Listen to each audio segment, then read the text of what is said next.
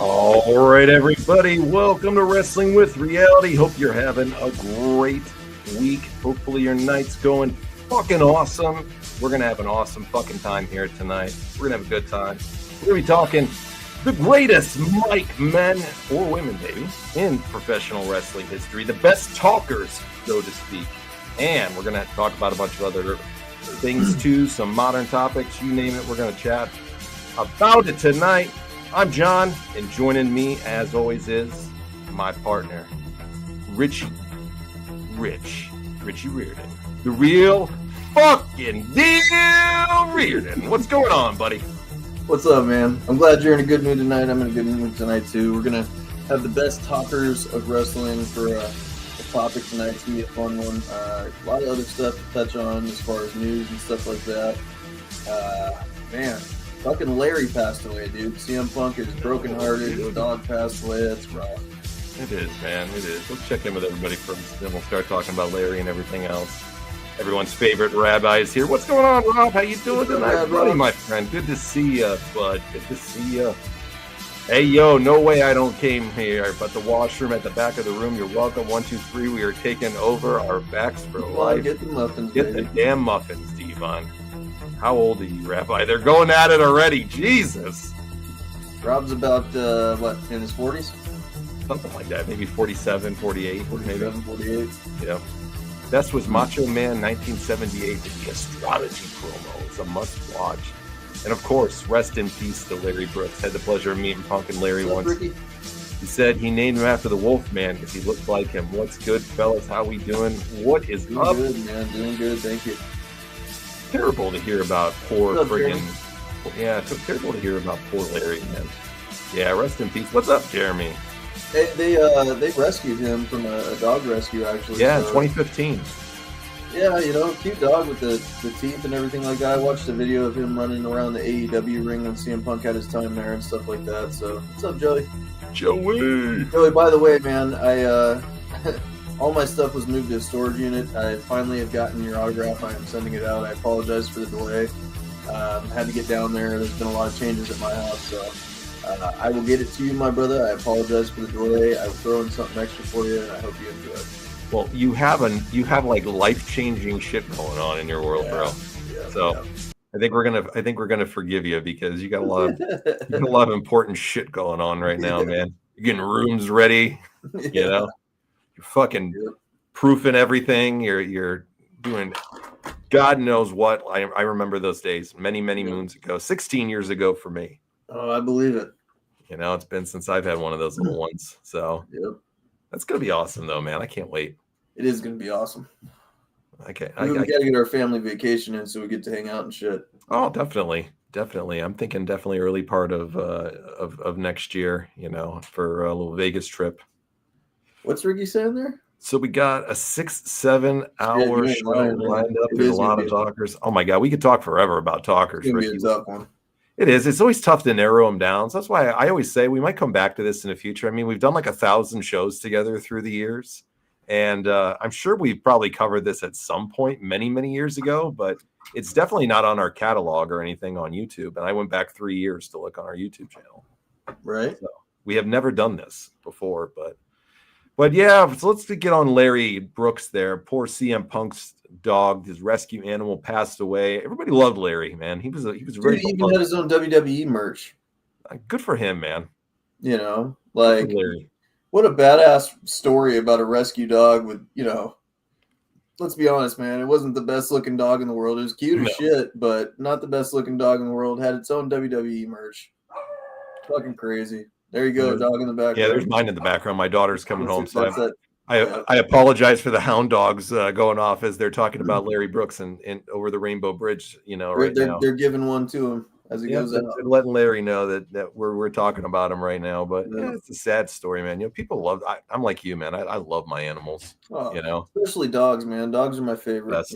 They I believe they're the eyes of God on this earth, man. They're the most innocent fucking animals, and the best companions. You know, you could be in a world of shit, and your dog just bring you right up. So it's the worst feeling in the world when you lose one of them, man, and you got to let them go. I've let many through the years, unfortunately. You remember? I think I just first met you at the time when I lost my beloved Simon when he passed away. yeah, man. Yeah, I do remember that shit. That was That was. Yeah, I think me and you were in like the height of our potting together when we were doing about 7 fucking nights a week. We were doing about 8 nights out of 7 a week. Yeah, pretty much. We were just having fun every night, man, and pissing our old ladies off at the time. So that's all right. Yeah, that's all right. They're not around anymore. It was Fuck worth them. it. It was totally fucking worth it. Fucking goofs. Quiet, piggy. Quiet, piggy.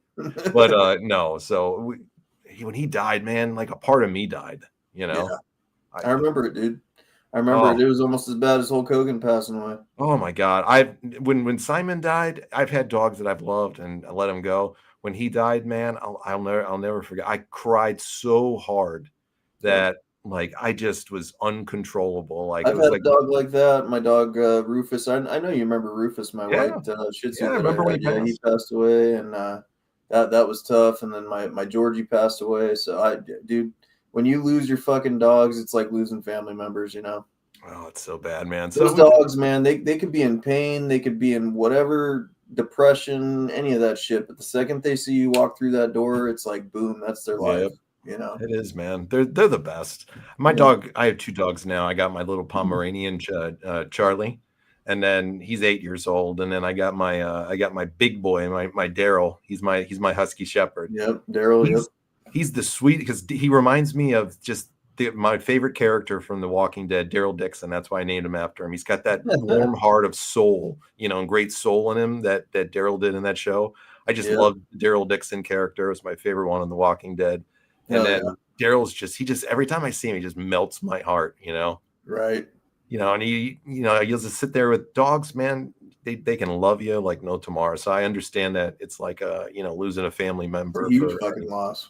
It is. So prayers to Mr. Phil Brooks, Mr. CM Punk, and his lovely bride AJ Lee on the loss of on their dog. We're terribly sorry to hear that, as are many people. So TNA Impact Thursday. Yeah, we'll talk about that in a little bit. We'll get to some Impact discussion. Bruce Pritchard is a bum. I heard that I said Bruce.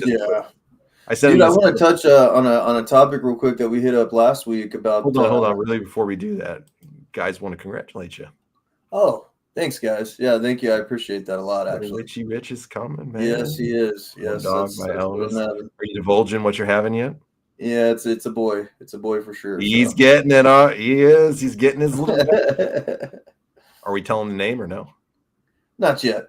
All right, I know it, but you fuckers don't. So we'll keep it. It is an awesome fucking name, by the way. I appreciate that. It is an awesome fucking name. It really is, man. Yeah, it's pretty cool. Yep. Congratulations, man. I know you've said it on the show already. I think once or twice you mentioned it. So congratulations. We're excited, dude. We're excited. How much longer you got to go? Let's see. Fucking April 1st. All right. That's coming fast. Dude. Coming fast, dude. I'm trying to sleep as much as I can now. Get it in, brother, because that first couple years you ain't getting shit. No. You know, but I'll say this. Call me crazy. You know this about me. You know, I'm getting remarried this next year. So to my soon to be lovely bride. You're wanting to fucking dive back into that shit. Yeah, man. My kids are all grown up. My oldest, for those who don't know, is 25 years old. So my oldest child's 25 years old, and my youngest is 16. And my beautiful bride does not have any kids. So we have definitely discussed it, and we'll be going down that route, and giving it the old college try on that one again. And so are you hoping for a boy or a girl? I don't care either way. I have both. I have a boy and a girl now. I mean, I would love another boy, but if I got a girl, it's fine. I've had a girl dad, and I'm a damn good one. And I've been a single girl dad for many years. Mm-hmm. So I know how to do everything. I love both. They're both different, in different ways. So every kid is unique, and it's how you raise them. It's how you give them a good upbringing and love and attention, and a boot in the ass, to quote Red Foreman, when they need it. But I'll take it. Once in a while, it's good, right? Yeah, they need it once in a while, bro. But I would, and I'd be happy with anything. I'm too fucking old, though, man. I keep saying you're not too old. You're not too old, bro. I tell You're not too Pauline that old. all You're the a time. young soul. I know. I tell Pauline that all the time. I'm like, Jesus, man. I'm like, I got to be crazy for wanting more. You It's know, okay. it Hey, is. if it's in the cards for you, dude. Hopefully it is. Hopefully it is. There's no reason why it shouldn't be, at least that I know of. It was. And my God, my soon to be bride. She Fucking she rewind. she will be the best mother in the world, bro. She will be a great mother. Oh yeah, for sure. Yeah, for What did sure. he say? Congratulations, Richie. If I know you and I think I do, I bet your kid's name is going to be Tess. Welcome, welcome, welcome. Yeah, Jeremy's got two. He can tell you all about boys too, and they will become For mama's sure. boys. That's for Oh sure. yeah, absolutely. It's The natural. the Lone Ranger theme song. Are you talking about the TV show or the one from Airheads? Okay, which Lone Rangers are we talking about here? Are we talking about Airheads or are we talking about the show Rand? Because the Lone Ranger song from Airheads is one of the fucking baddest songs out there, man. I love that tune. You ever seen Airheads? No, I was just gonna use AEW to put my kid to sleep. No to a cartoon character. Yes, we are all still young in our own way, boys. So we are all still young in our own days. My 82-pound fur baby is sleeping on his feet. Is that Chipper? Chipper is passed out, man. I bet right on you. As it says, I miss having dogs. Had some great ones growing up. My favorite breed we had were Rottweilers. I used to play wrestle with them. They are great fun. Absolutely. Bruce Pritchard loves you. You a Brother Love fan, Richie? Richie's off camera for a second. Yes, I am. Richie, Jeremy says he's got to send you some camo out there. So he's got to send you a little bit of camo. Jeremy, I appreciate that. Just give me 1 second, John. You're fine, brother. I'll talk or chat with everybody. Airheads is a great fucking movie. It's one of Adam Sandler's early movies, and it's one of his best movies. What's his character's name in there? Pip? God, fucking great movie. Brendan Fraser, Steve Buscemi. I mean, you can't beat that cast in it. Right? You said you've seen it, right? Yeah, I've seen that. Oh, yeah. The TV show at night, Airheads in the morning to wake you up. All right, good picks there. Bum, bum, bum, bum, bum, bum, bum. Put the Bonanza song on for him. Bum, bum. There you go. The kids will all get this thing, bro, where they pick a song or they pick a toy that they love and they never fucking stop with it. So you're going to hear certain songs in your fucking sleep, okay? Mm-hmm. To this day, I can still hear the one from when my daughter, she had this rocker, that did the rock with the battery or whatever it was. They rock them back and forth and she'd sleep in this fucking thing all the time. Yeah. And it played this just fucking song. Do do do do do. Do do do do do do do do do and go like that for fucking on loop for hours, and I'd hear that fucking thing in the walkie-talkie, that you had to hear in the room. Jesus, like, that damn thing, man! But that rocker put her to sleep. She loved it. Oh yeah, Happy Gilmore was a good movie. Happy Gilmore 2 was a good movie too. It was really good. Saw Airheads. People hate on it, but it's really good. Can't remember much other than the Nipple Ring song where it gets ripped. I mean, you got Chris Farley in it for sure. Yeah. So. Tennessee Whiskey by Chris Stapleton and Simple Man by Shinedown. Good songs to go to. Those are good songs. Good songs to put the kids to sleep by. All right. Well, let's get into some modern topics. Let's first talk about Survivor Series this last weekend. What did you think?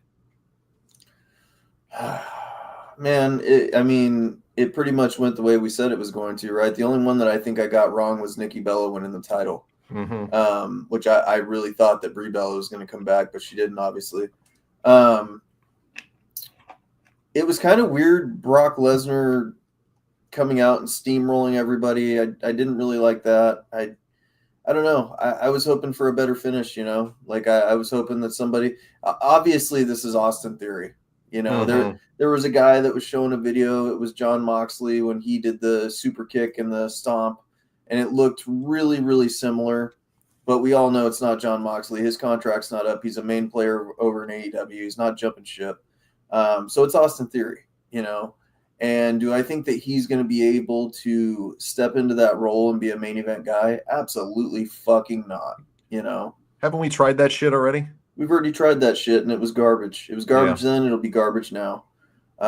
So, I didn't personally like it. I thought Logan Paul was a joke. Don't think he fits in the storyline at all. He looks like a fucking goof. And, Brock Lesnar should be going against Braun Breaker. But they're Period. not going down that route. They're not going down that fucking route.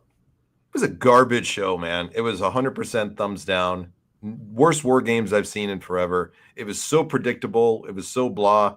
The one shining star of it, like to me, was Dom beating Cena with That Liv was the coming back. only thing that I liked, and I loved the moment where Liv jumped on John Cena and was like, because that was the shocking moment. You were like, holy shit, she just punched Dom, and you thought it was going to go the other way, and then it was like, holy shit, nope, never mind. I loved it. I loved that finish to that match. I knew Liv was going to come back. I think I said in our group chat before. I didn't know it was going to be like that though. Like I thought it was going to be more predictable. Her just attack Cena and it be done. When they hit her music, I knew they were going to do that. Yeah. Yeah, when they hit that music, I knew they were going to do it. I knew that they were going to have her like slap Dom, and then Cena was going to look all dumbfounded like a doofus, and something was going to happen, and she was going to cost him. And I loved it. I thought it was a great ending. It was a lot of fun. The crowd really enjoyed it. Sure. Oh, they're having a fight here. Hook is a cartoon character. That cartoon character can still kick your ass, Rob. People like you Rob. get slapped where I'm from. Damn. Brock needs to finally get jobbed out to Gunther so Gunther can become a bigger star. The other mask guy could be Montez Ford. I'd still think it'd be a huge letdown, even though I think he's a tremendous performer. Montez Ford? You think so, Ren? I mean, if they did, I think it'd be a huge letdown. I mean, he's never had a singles run in any way. He's only been with his brother. So, I don't know. Jeremy says the same thing. Some people see it the same way. I mean, Montez Ford is super athletic. I'm not saying he's not great. Yeah, but Montez Ford isn't. This guy's a little bit thicker than Montez Ford. Montez Ford's skinnier and taller. Theory. It's Austin Theory. It's Austin Theory. No doubt about it. You look at his eyes too. There was actually a thread about this. Like people were measuring it up, and the girls were saying, "I guarantee you, it's him based upon his butt line." And I'm like, "Oh my god, his butt line?" Yeah, how his butt is and how he stands. And they were like showing pictures, and I'm like, "Is this what it's come to? This is how bad wrestling is right now." Butts. Yeah, that we're deciding off of the guy's ass who it is. Like, come on, this is what we're doing. I can't tell you how many forums I was in where they were like, "It's Chris Benoit." I'm like, "You guys are going to hell, man." Yeah, like, what the fuck is wrong with you? Stop. Hornswoggle, Rabbi said. Jesus. Rumors are that Chris Jericho's returning. Yeah, but he's going to be the Royal Rumble. Chris Jericho ain't climbing the cage like that anymore. Chris Jericho's a lumpy turd, too. He isn't looking like that. Yeah, that dude was jacked to the fucking gills, man. Yeah. Yeah, well, Randy Orton ain't jumping on the cage like that either, and that would be a waste to have him in the Vision. I'd like to see him destroy the Vision. Randy Orton's not doing a super kick like that either. No. Though that's my favorite RKO of all time was that from that WrestleMania with him and Seth Rollins when Seth's going for the curve stomp and Randy just launches him into the coolest fucking moments in WrestleMania history. I think it's probably the coolest finisher I've ever seen. Yeah. Hands down. And that says especially a lot. Especially because it happened to fucking that punk bitch Seth Rollins. Yeah, just amazing. Just love it when he does that shit. Like that's my favorite RKO of all time, hands down. But I don't think it's Randy either. It's got to be Austin Theory, Mm-hmm. And what a letdown it is that's how you end a stinking match like that with that fucking idiot that nobody gives a shit. It would have been funny if it was hardworking Bobby Walker, dude. They brought him out from the trains, bro. Him and Ice Train. Ice Train's music. Yeah. We got to come out to that next week. Hell yeah. I watched the terrible film with Jericho on AMC. Dark Match wasn't as bad as I thought, but it was a turd. I didn't know he wasn't a film or anything like that. I didn't know that either. Yeah, I had no idea it was him. Listen, the women's War Game match was just whatever, What the hell was that spot where she put a garbage can over? She does it every year. It's like Kofi Kingston at the Royal Rumble, where he'd save himself. Dumbass spot. It's so stupid. They've done it like fucking 4 or 5 years in a row now. What the fuck's going to happen if she comes down on that fucking head, dude? Yeah. Fucking kill herself for that thing. It's just dead. Dumb. Yeah. You want to slip off that fucking tall ass. AJ couldn't even reach up to like give it to her, So they had to like pick her up and put her on her shoulders to give her the fucking garbage can. How'd you feel about AJ Lee's performance? It was all right.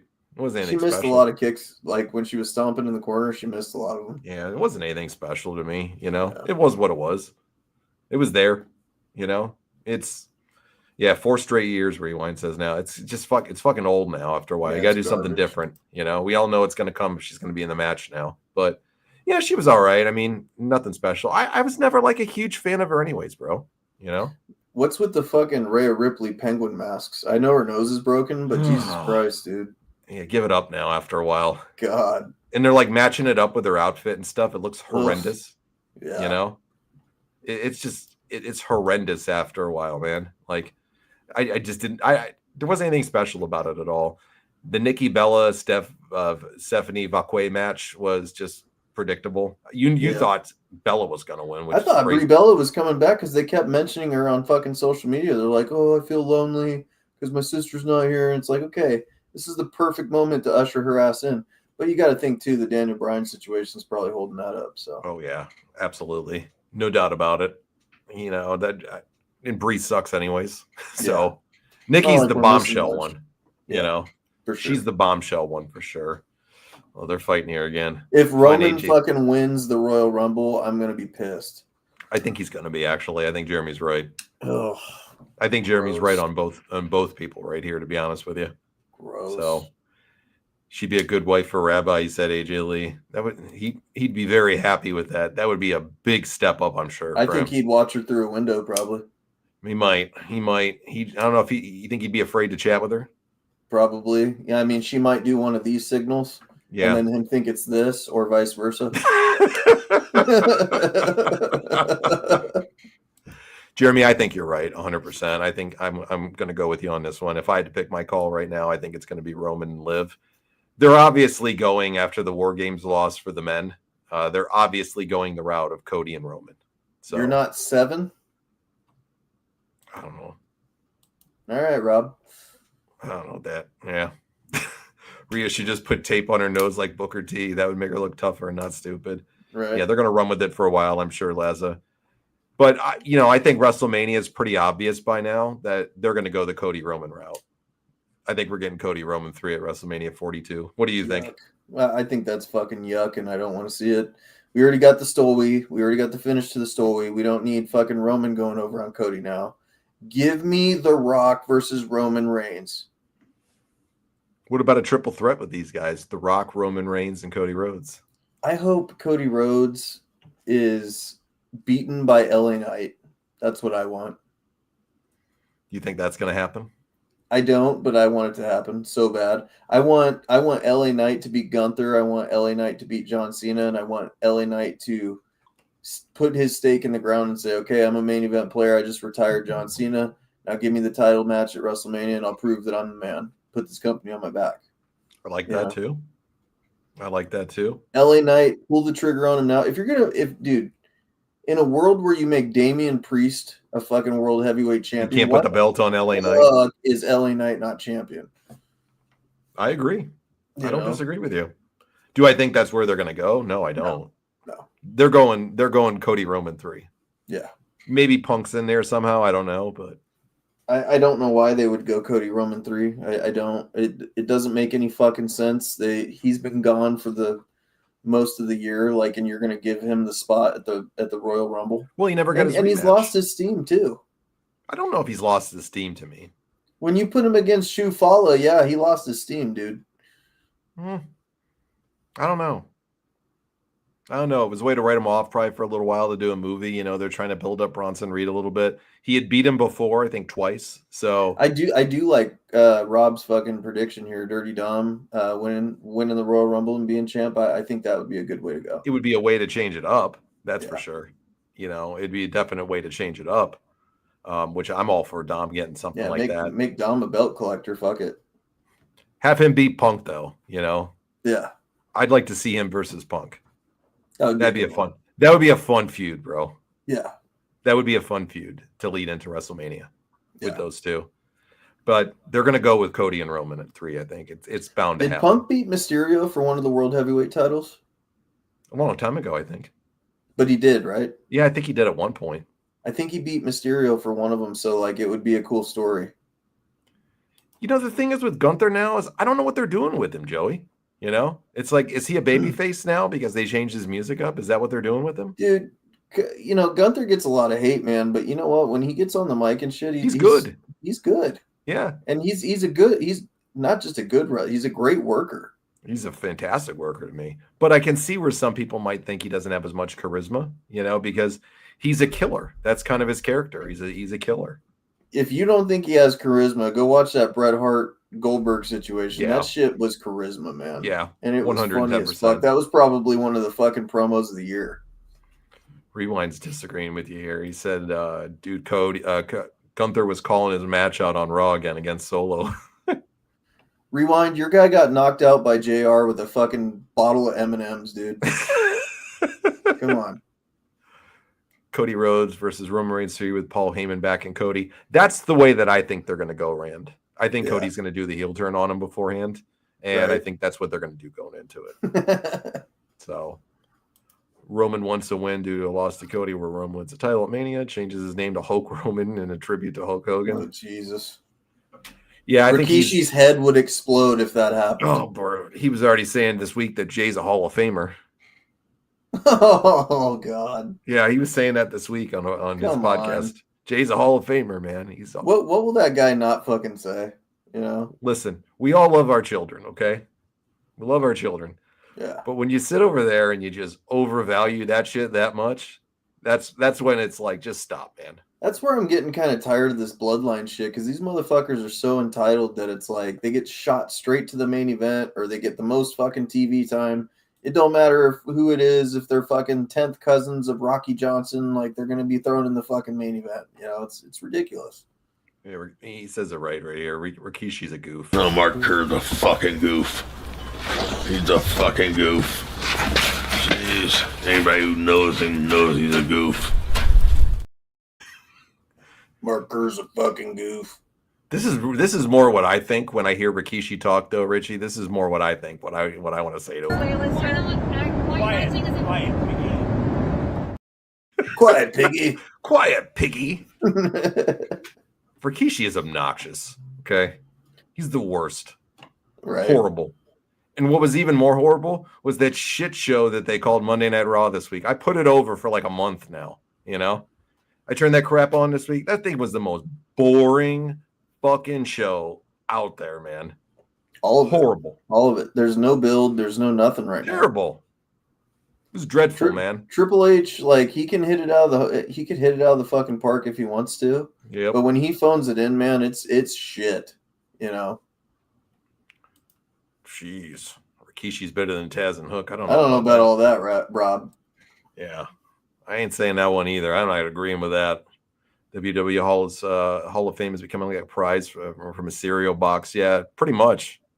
I mean, when you let the fucking Kid Rock in there. Yeah, and Michelle McCool, and Donald Nikki Trump. Bella and Brie Bella, Donald Trump, Drew Carey.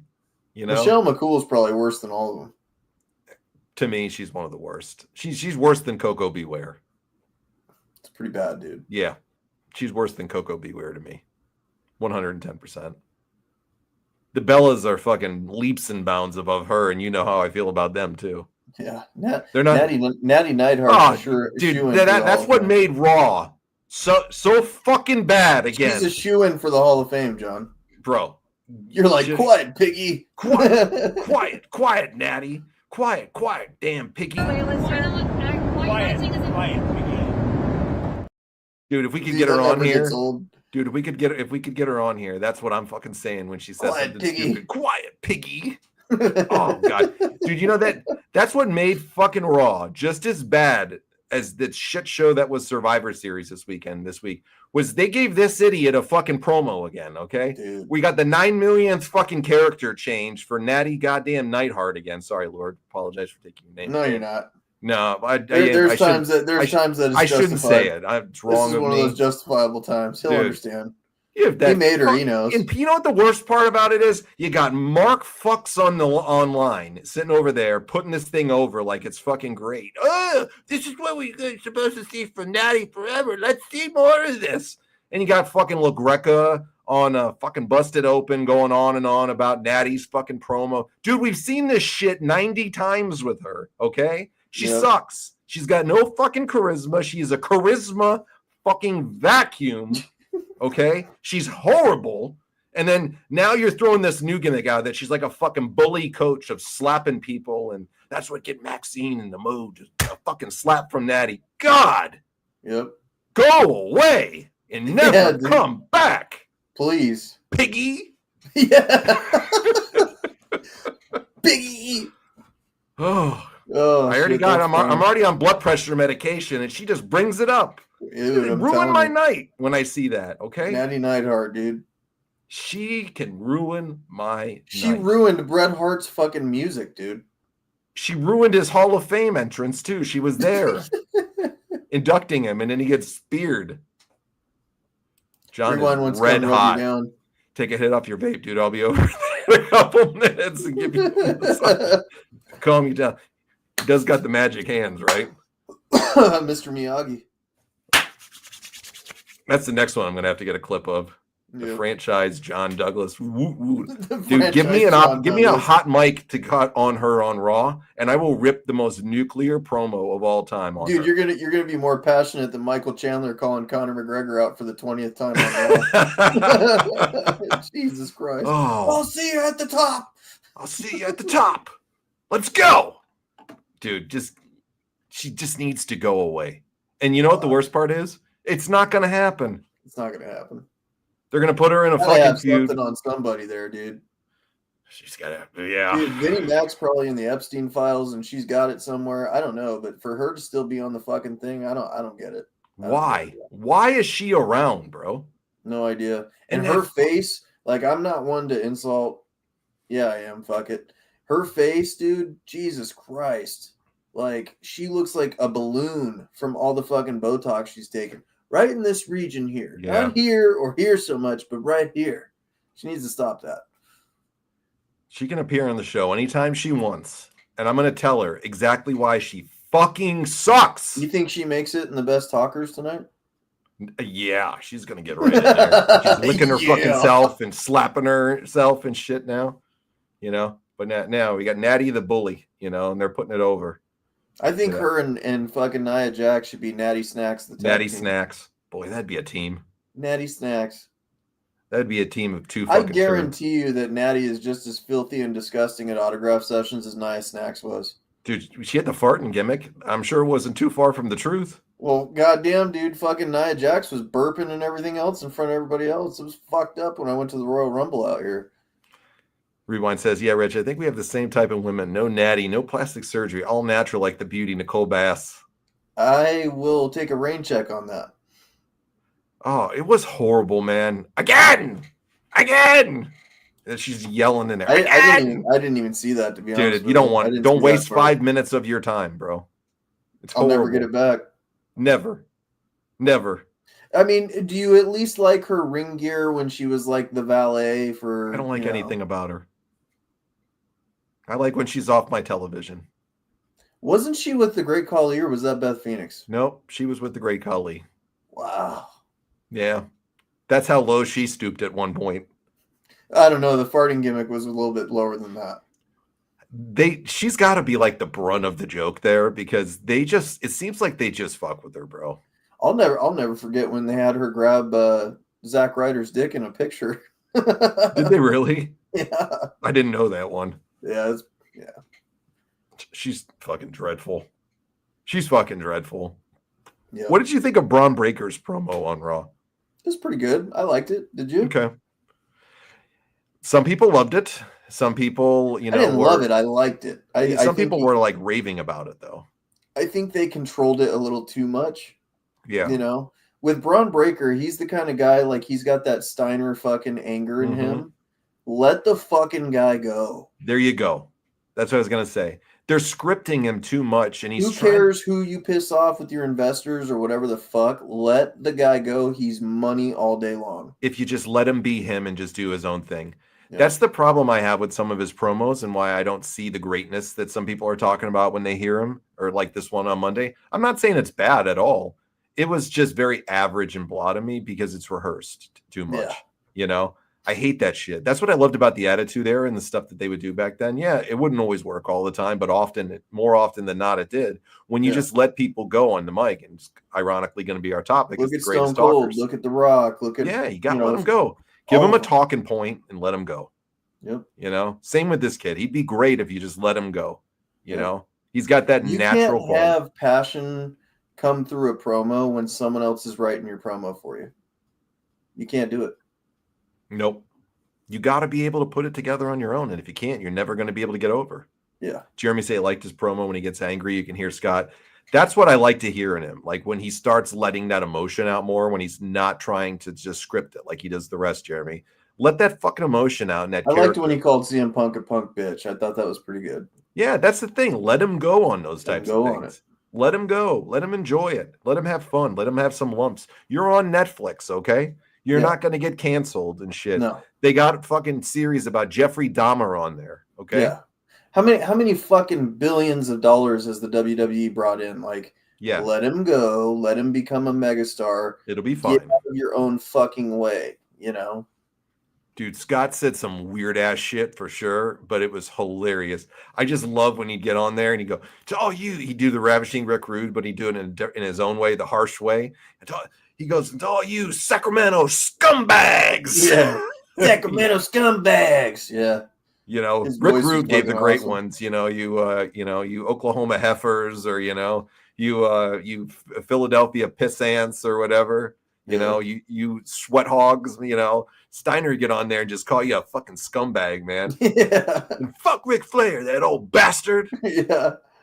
That old son of a bitch needs to die. Yeah. My favorite with him, he's like, tell Ric Flair to carry his bags. TNA Steiner was fucking weird when he's playing with the toys and shit, and he's in the back, he's yelling at I don't like no sugar. Bully Ray likes donuts. He's a fat ass. Him and Samoa Joe. But I don't eat no sugar. I just like to beat people up. Yeah, dude. Scott Steiner's awesome. What do you want me to play? Is the guitar? It's a shame his Shoney's didn't work out. I would have loved to have taken a road trip to his Shoney's. Oh, hell yeah, dude. Oh, you go in there and see his Big Papa Pump's working behind the counter. I want to go to. He's one of the ones I haven't got to meet yet. You haven't met Scott? No, I would love to meet Scott Steiner. He's still around doing stuff. Yeah. Yep. Yeah. He still looks good for his age from what I've seen. Dude, fucking Ric Flair. So the shit that I wanted to touch on and continue this week is this Hulk Hogan saga is kind of unraveling a little bit more, and it's not looking good. I mean, the guy that called everything with Hogan, Bubba the Love Sponge, and everybody called him a liar. Everybody said he was full of shit. Everybody said he didn't know what he was talking about, that he was out of touch with the family and all that stuff. He pretty much predicted it to a T of what was going on. Not predicted it, but reported on it to a T of what was going on. So Bubba the Love Sponge has just touched on this street drug thing that they've been talking about. And it looks like there's a little bit more credibility to it than's being let on. And now you're having Ric Flair do a backtrack on it to where he sounds like he's in panic mode. Like somebody called him from Hogan's camp and said, hey, you keep your fucking mouth shut or else. I don't know. I'm hoping I'm wrong. I'm hoping Hogan didn't, get some laced fentanyl pills or something like that because he was trying to get out of pain. But there's something to it. And there's a lot of secrecy around Hogan's death too, Well, they've had to have done an autopsy by now and a toxicology. But they're not releasing it. You would think a mega, not even, you can't even call Hulk Hogan a mega star. He was a phenomenon on Earth. That was he was a pop culture icon, man. Pop culture icon, the epitome of the 90s, the 80s, and even into the 2000s. Everybody knew Hulk Hogan. Everybody. Even people who didn't watch professional wrestling knew who Hulk Hogan was. So, it's sad to see what this has turned into because, it looked like it was malpractice. Now this is being thrown into the mix. I don't know what the fuck to think anymore because I'll be honest with you, when Hogan was dying, he looked strung out. He really did. So, and this is for education purposes. We're not trying to get sued or anything like that by anybody in Hogan's camp or whatever. We don't know anything. I'm reporting on what was being said from Bubba the Love Sponge and Ric Flair, and it's just interesting to me that there's so much secrecy around Hogan's death. Yeah, I mean, it's a unique case with a celebrity, Just you never know if they're going to give that information out or not. But you'd think if there was something that if they could just shut people up, and say, here, shut everybody up. Here's the fucking autopsy report right here. Here it is. Not that they owe anybody that, though. Not that nobody. I mean, if they want to be private about it, that's their right and everything like that. But what they got to understand too is Hulk Hogan transcends just being a human being to people. Mm-hmm. You know what I mean? So they should release it, in my opinion. And I hope to God that what Nature Boy is saying is just him being a drunk and fucking talking about that shit. So hopefully that's all it was, and Hogan passed away from what they said originally. Meanwhile, drunks like Flair and dopeheads like Roberts continue to make the wrestling business look bad. Yeah, I mean, they do what they do. What happened with Jake Roberts? He fucked up again? I don't think he did. I don't think he's fucked up again. He's probably meaning his stuff in the past that he would do. Oh, okay. Got it. Because he was a walking fucking punchline for years. That documentary, The Resurrection of Jake Roberts, is great, though. Oh, absolutely. Absolutely. And, there's a million videos about Jake out there, and the shit that he did. He was definitely, a bad look for them at the time, but he was one that fucking performed at JCW. Was he drunk there? Oh, fuck. Yeah. Bad. Okay. I believe it. Yeah. Jake was enjoying the fest of the Juggalos, my friend. Oh, absolutely. Absolutely. Probably more than they were. Scott, it's kind of weird how them guys all were part of that group. Scott Hall, too. Even in his worst downfall, he was part of the Juggalos, so. They all loved him. Mm-hmm. And by the way, that's a great thing to lead up. We had so much fun doing JCW last week. Dude, it's sad when JCW is keeping you more attached to the product than fucking WWE. Are we gonna do it again this Friday? Are we gonna do it again this Friday? There we go. There we go. Are you joking? I'm glad. Yeah. Yeah, we're doing JCW awesome. Lunacy. We had so much fun watching that show last week. That Ric Flair's a goof. He's a goof. He was born a goof. He'll die a goof. Quiet, piggy. Quiet, piggy. No, I mean, that was such a fun show that we did, though. Yeah, it was. Not that it was the most, Who was your favorite person on JCW? Big Vito. Big Vito was your favorite? He's my favorite person on there, but if I'm not picking a star, somebody that's been in the limelight before, somebody that's been on all, because Big Vito's not, he's been in all the promotions. He was great on there. Oh, who would I have to pick on there? There was a few. I got to go with the guy that walked around and poured booze in people's mouth. What was his name? Uncle Mike or something like that? Yeah, Uncle Nasty or something like that. Uncle Ned or something? Some shit like that. Too Tough Tony. Too Tough Tony. Too Tough Tony. Too Tough Tony was great. I love Cocaine, though, too. Cocaine's great. I liked Ricky Morton's son. I thought he was fucking great. Awesome. Yeah, I thought Morton. He stole the show for me, man. Yeah. Yeah, but he's been around for a while, and he's got the Who did he wrestle? He wrestled James Storm. That's right. Right. James Storm beat him in that match. Kerry Morton's character on that show he's destined for the big time one day. Mm-hmm. He's a guy that's gonna. We called it with people when we watched Power. Rabbi, Flair is not the fucking GOAT. Jesus Christ. Yeah, I would 100% agree with you, Richie. God. Fuck X-Pac wrestled AJ Styles on meth, and don't forget about Jeff Hardy being so shit-faced he couldn't wrestle Sting no matter what. People just going to do dumb shit. True to that, buddy. Yep. Too Tough Tony sounds like a cheap steak at a whorehouse. Dude. Rewind. You got to come watch the JCW It's shit. fun, bro. These characters, we were saying on the show that you would be somebody that would enjoy this because they're characters on this show. Yep. And it's not the most aesthetically pleasing presentation or anything like that. Or you got that fat fuck as the announcer. That's disgusting. Oh God. Yeah. He looks like he's Mark on the sex offender. Fucking love child. Yeah. He looks like he's on the sex offender registry wherever he lives, Dude, he's gotta be. He hands down has to be. The other dude though, that announces, he actually isn't that bad. He looked like Tony Schiavone, on He looked like the real fat version of Schiavone. Yeah. Yeah. The other guy was just the fucking worst. The other guy, he grew on me by the end. I think the DJ should be the other announcer. The DJ's great that they got a DJ spinning in the back, all the tracks and everything like that. He's just right up on the stage. Pretty funny, dude. The set was cool. It was. They got the fucking plastic everywhere because they're throwing Fago. When Vito comes out and he goes, and no fucking Fago for anybody tonight. I thought it was a great show, man. So we'll be back Friday. We'll be doing that one again for sure. Right. Hopefully we're going to make it a weekly tradition on Fridays. So if you don't like JCW, just come along and have some laughs with us because that's what the show's all about. Saw the first episode like a year ago. I couldn't stand it. I can't make it this Friday. I'm seeing Dave Chappelle, but one of these times I'll see if I can make it. Dude, you're gonna have fun seeing Chappelle. Oh, Dave Chappelle, yeah. Yeah, you're gonna have some laughs on that one. I'd much rather check out Dave Chappelle than Rewind, are you taking that Christian girl with you were saying? I think that's what you were talking about. Yeah, we haven't heard a punishment bowl in a while. Yeah. Rewind's got all the information, all this stuff. But did she tame him? I don't know. Need to watch the old JCW tapes from the early 2000s. I'll have to check it out, Joe. I've heard that they always have fun shows. For sure. Doesn't the festival and the wrestling matches, the Gathering of Juggalos, don't they do the wrestling show at like 2:00 in the morning?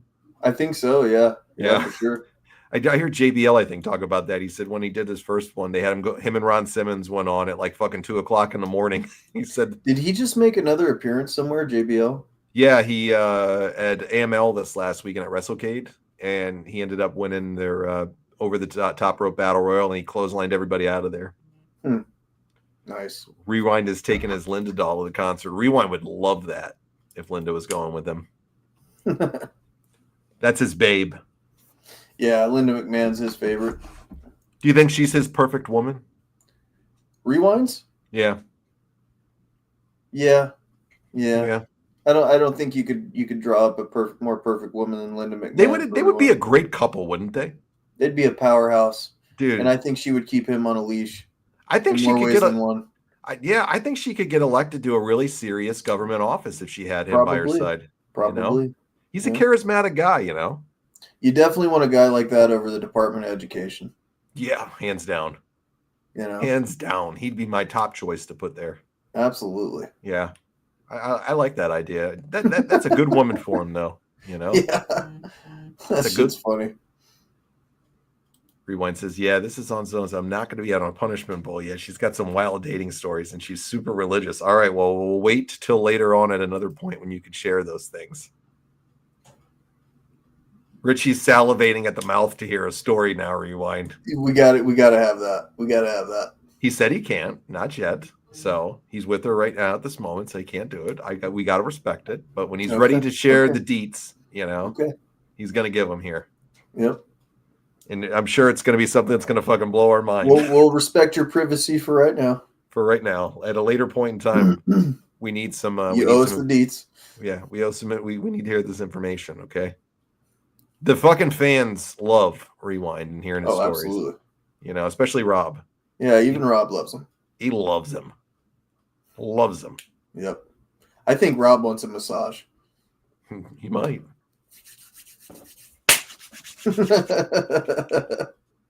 I was a student government president once, so we do have government. So I do have government experience. There you go. Me and Linda could run this country, dude.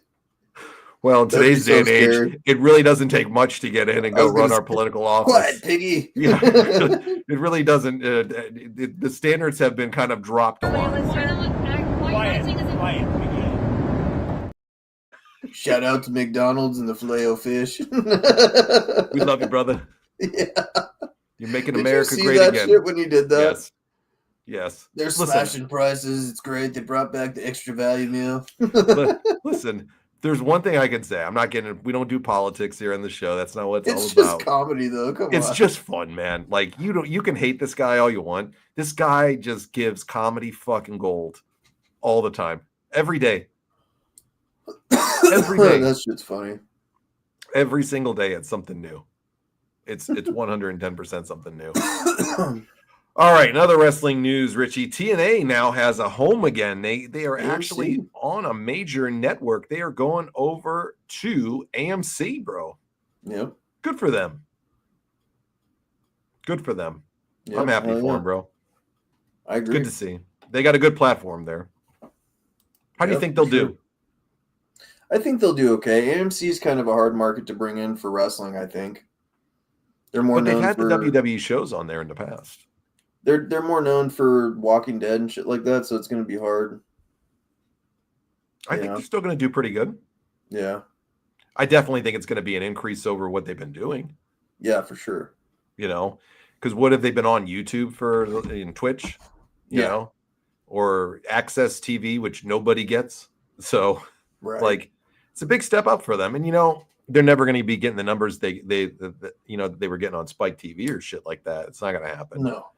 But, I bet you they're going to get a couple 100,000 eyeballs on them, maybe 150,000 people, maybe I think would be a good respectable number for them to kind of start off with. And, it's on Thursday night. I think it's on at 8 to 10, if I remember correctly. It's going to be the time frame that it's going to be on. So they're getting an opportunity now, and let's see what they do with it.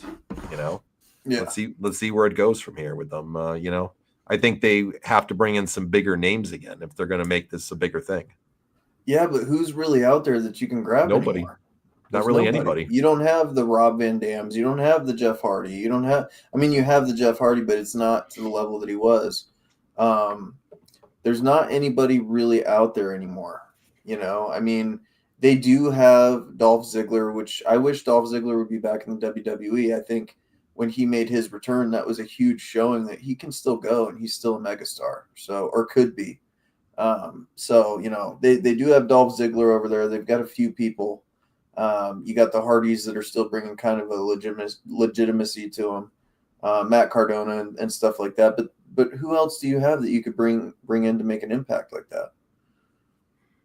Not many people right now. The free agent market isn't anything big and bountiful for TNA right now. Well, not to mention all the people that you could bring in, even if you wanted to. If they've had a bad relationship with WWE, they can't come to TNA.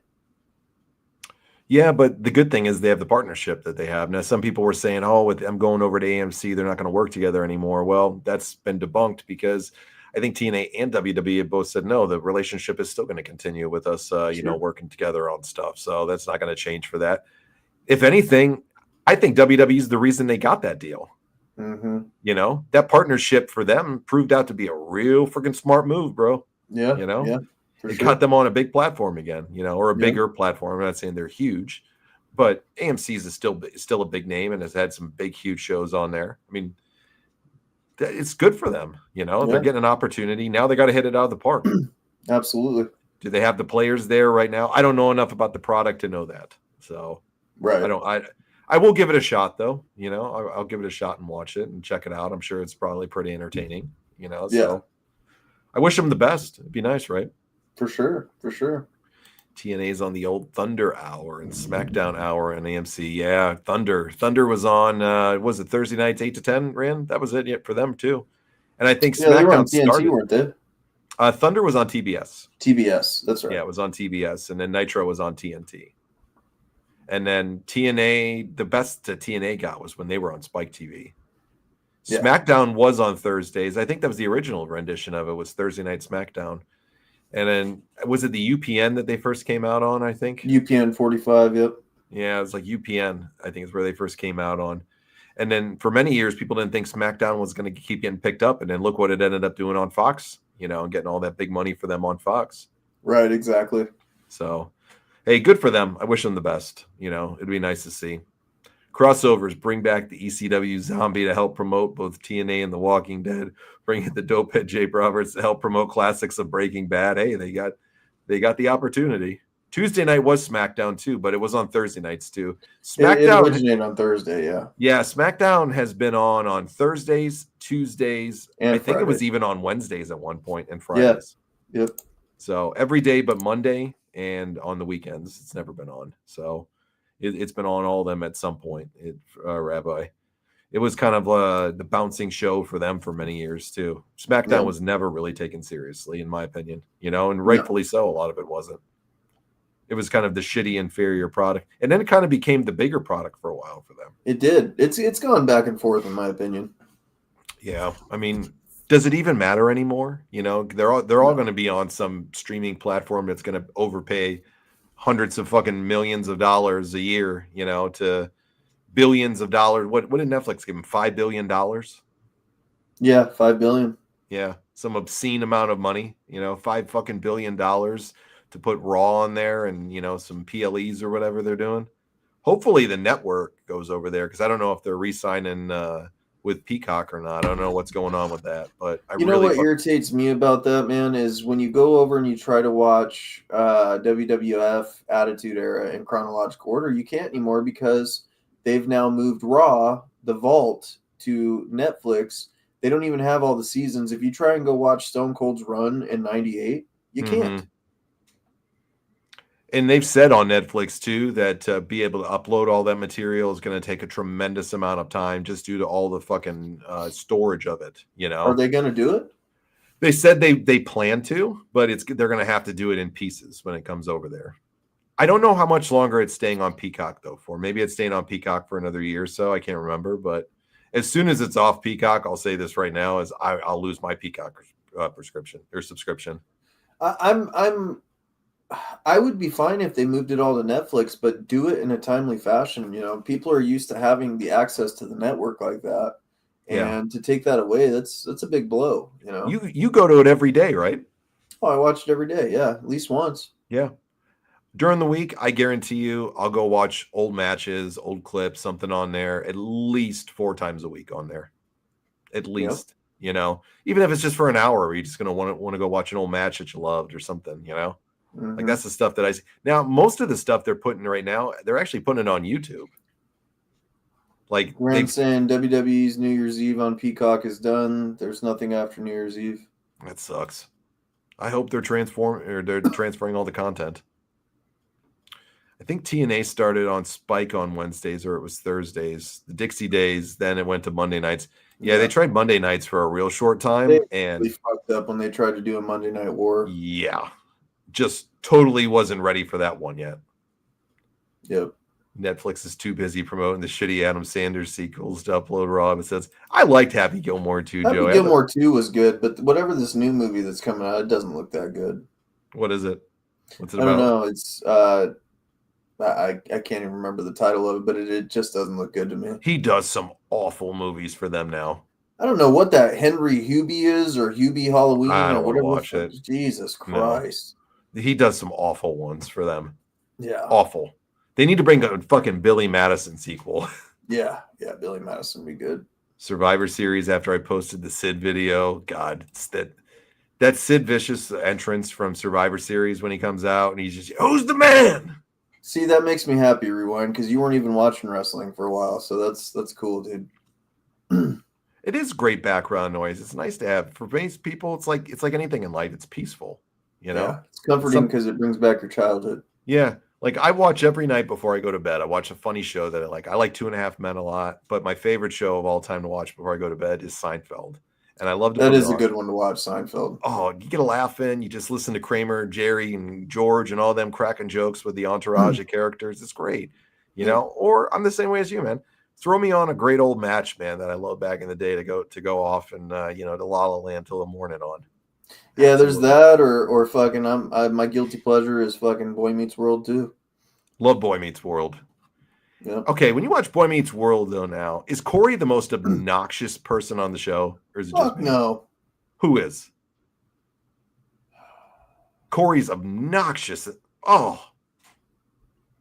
I don't know if I have an obnoxious person on the show. I'll tell you later on in the show, just because of the background stories that I know with the cast and things like that.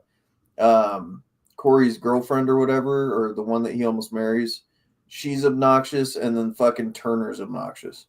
Topanga? No, not Topanga. Yeah, Turner, he marries the teacher. Topanga. He marries Topanga. Not Corey. Sean. Excuse me, Sean. Oh, the black girl that he's with. Yeah. Oh yeah, she's one of those fucking virtue signaling Karens. Yeah, she's horrible, and fucking Mr. Turner, he like basically fucking big timed him and said that he was going to be this huge star and he's going to leave the show if they didn't pay him X amount of dollars. And they called his bluff and they called his bluff, and look at where he went. Nowhere. They brought him back for Girl Meets World, but in his fucking mullet to boot. Yeah. Did they bring him back on Girl Meets? They brought him back on Girl Meets World. Yeah. Oh god. I didn't really watch that show. Dude, did you know Mr. Feeney's still alive? Yes, of course. He's like 97 years old. I had no fucking idea. And do you know that his girlfriend on the show at the end of the show, the dean, is actually his wife in real life? Right. And they've been married for like 75 fucking years. That's insane. They're both still alive, bro. That's fucking cool. Her name's Bonnie Bartlett. I love her. We got to get a cameo from Mr. Feeney, dude, before he does it up. He does it, bro. He's like 97, I think, or something like that. Dude, I'd probably cry if Mr. Feeney fucking gave me some advice or something in a cameo. I'd be like, fuck, man. Did you see that they just paraded him up on Dancing with the Stars? I did see that. Yeah. Good for dude. Mr. Feeney's the man. Yeah. She told Sean not to drink. Fuck her. Listen, Rabbi, you might get banned from the show for this one for calling Seinfeld a goof, okay? You might get banned calm for that. down there, Rob. Yeah, chill out, okay? Settle it down. Yeah. Kramer's the police Don't officer. make me give you a hand signal like this. Yeah. You know, I watch Saved by the Bell a lot on repeat too. It's on like a Roku channel. It's like Saved by the Bell 24/7. That's another one I'll fall asleep to sometimes. That show just brings me back to my childhood, bro. Yeah, it does. Just such good times. Slater. He's such a goof. Yeah, he is. He's that a fucking goof. mullet that he's got, you know, he slicks it back, you know. Yeah. The characters on there and the acting is just dreadful. Dude, you remember when Vader and fucking Mick Foley were on Boy Meets World? That shit was hilarious. Because Topanga loves wrestling. She still does stuff. Like she goes to WrestleMania. She was just on Raw I think it was this last week or the MSG show or something. Mm-hmm. So, you know, she's she loves wrestling, you know, and it started on the show. Did you see Corey won't talk to any of them? Why? I don't know. They don't even know. He won't talk Savage? to them. Yeah, he won't talk to any of them in real life. Dude, I didn't know his brother was fucking on Fred, the Wonder Years. Well, you are a youngin'. That's why you don't know that. Yeah. Dude, Fred Savage was the man back in the day with the Wonder Years. That's a great show, by the way. Wonder Years is a great show. What would you do? If I sang out of tune, would you stand up and walk out on me? They tried to remake that show as the most virtual signaling crap. Dude, the dad on that show was the fucking best. I love Jack Arnold. When he'd just get mad and he'd look at him and he'd be like, and I asked my dad this question. And he'd say, Dad, can I borrow $25? Yeah. He was just the fucking stereotypical dad there. Oh, just the fucking Jack Arnold is the best. But yes, he was the voice of Kit on Knight Rider for sure. He's had an illustrious career. Yeah, Survivor Series. She had the Vader shirt on. That's right, Rewind. It was Survivor Series. Slater did a real job on Jesse. Jamish was so bad that she became a stripper, or maybe she needed caffeine pill money. I'm so excited. That awful, awful acting from that. Good times, man. Yep. It's nice to go back and relive the 90s and at least my childhood on that stuff. For sure. You weren't alive. You know, you were alive, but you weren't able to enjoy the Saved by the Bell years when it first came out. I didn't watch it live, but I definitely watched all the reruns. Yeah. Isn't it just such an awful show, but it's great? It's a good show. The first Saved by the Bell, the one after that fucking where they were in college, that was I liked the college years. I thought it was fun with Mike Golick. No. The theme song is so bad. If you're standing at the edge of tomorrow, it's all up to me how far I go. When you heard that song and you fucking saw WCW 2000, you knew it was a shit time. Yeah, the new class was garbage, but somehow it lasted longer, Joey, than the original version of the show. It went on for like 7 years. They had like Screech as the fucking principal later on. That's when you know it's getting bad. Man, didn't he get shivved in prison or something? No, he died of cancer recently. Oh, that's right. But didn't he get beat up in prison? No, I don't think he was. I don't think he was. I know he went to prison. I know he was in some trouble. Yeah, he made a sex tape with a fake dick or something like that. Rewind's right. Of course he'd know that. But yeah, Rewind fucking poses his dick with like construction hats and shit. He puts fucking paper mache like hats on it and stuff. He walks around with it. Fucking dork. Yeah, he had a rough end to his life, you know. It was he died really fast though from cancer. He got some type of cancer, and I just never got to. He was really good on the show, man. You know, he was a big character on it, of course. Yeah. You know, he was a huge character. Saved by the Bell to Zach. Here's Zach had the timeout power. That's one you'd love to have in real life. Yes, for sure. You know, life sucks for a moment. Timeout. Yep. Mr. Belding. You know, one of the greatest characters on the show, me and my buddy Daniel will joke about this guy all the time, is fucking Rod Belding. You know, you remember that episode with Rod? Yep. And Rod leaves all the kids and ditches them to go with Inga, the stewardess. She's only in town for the weekend, Richie. And then there's a trend on this show. If you watch, his robot Kevin should have fucking got pissed at Lisa for the way she treated poor Screech. Yeah, Lisa's California a bitch. Dreams was a great show too. Great theme song of a show, Ran. It's one of the best theme songs. Is the California? You ever seen California Dreams? Never seen it. Oh man, you're missing out on that one. Is that a good one? It's terrible, but it's good in the same way. Like, it's just terrible. It's good. But there's like this theme on Saved by the Bell, Richie. If you go back and watch it, dude, there's some fucking pedos on that show. Like, really? Kelly's, if you think about it, Kelly like literally dates older men over and over and over again on the show. Like, I could go back and think of, she tried to seduce Tony, the fucking English teacher. You know, she fucked Zach over with Jeff from the attic. You know, the manager of the Max or whatever. You know, like the Hawaiian Vacation. She's 16 and dating a lawyer. You know, Zach is banging a 25-year-old mom. He's trying to bop her in Hawaii. I mean, I could go down the list of this with there. It's some fucking bad things that were going on, Saved by the Bell behind the scenes. I think those writers were Epstein creeps, probably. Well, it's just the same as like Nickelodeon and shit like that. Look at what happened there, dude. There's some scandalous stuff that's come out about that. Yeah. I know this isn't wrestling and all, folks, but you know that's the fun thing about this show is we talk about everything. Ba-boom! Sly Winkle. Mr. B is from Chattanooga, Tennessee. Hey! What is going on with you, Richard? Remember when Zach tried to hook up with the homeless chick? Yeah, we're on the Christmas episode. That's one of the episodes, Joey. Anytime it's on, I like instantly fucking like turn it off because I just hate that fucking episode where her dad's living in the mall, you know, in a car, and you know she's working at the mall, and poor girl doesn't eat, and it's a terrible episode.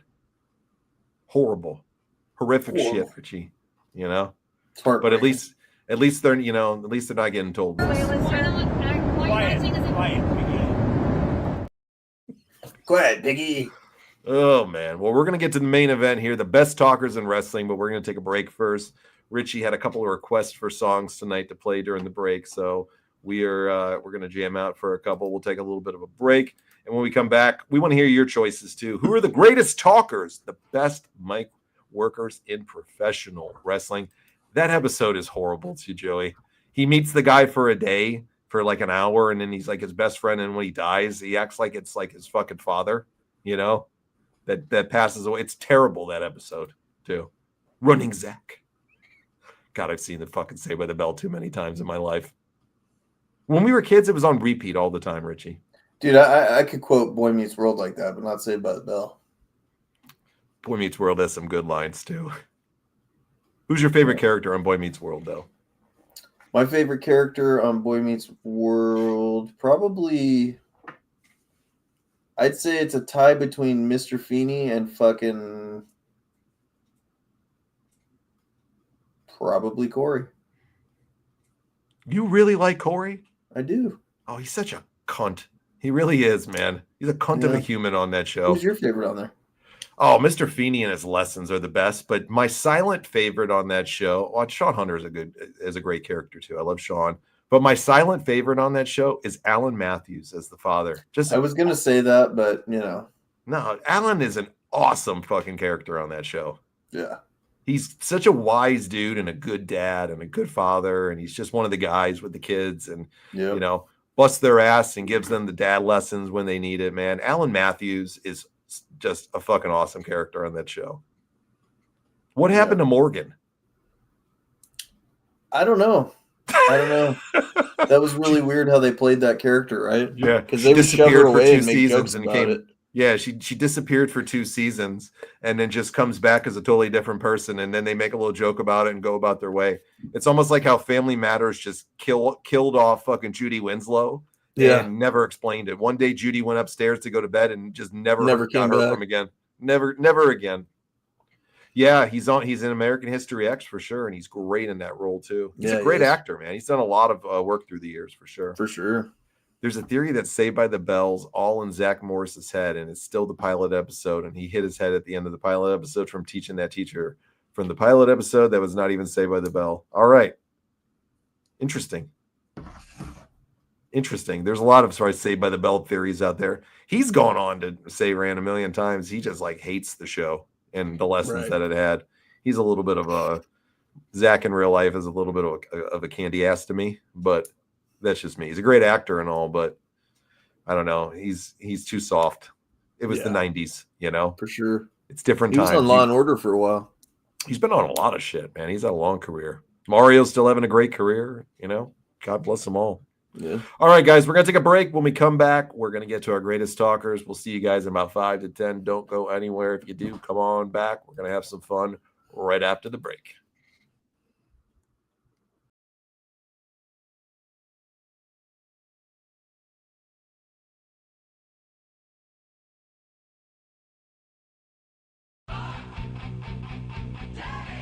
I'm buff on the stuff and the girls just can't get enough.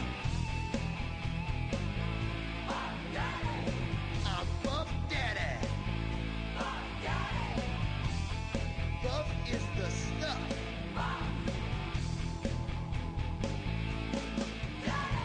I'm simply delicious.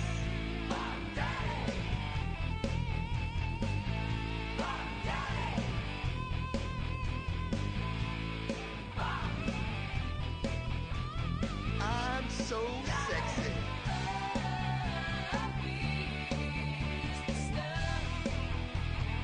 Buff Daddy.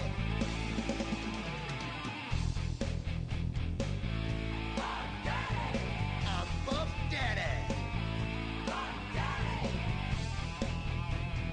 Buff is the stuff. I'm simply delicious.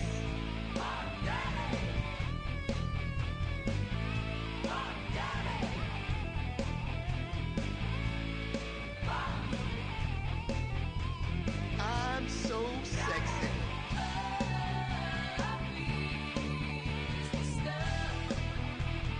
Buff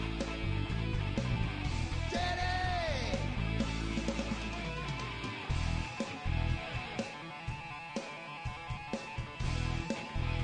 I'm simply delicious. I'm Buff Daddy.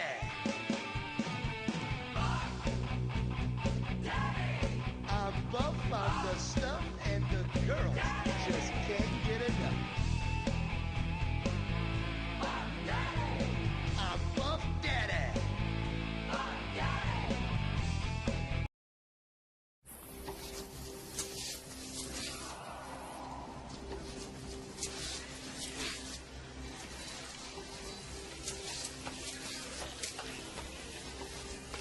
The target is scoped and locked for destruction. Take your target out.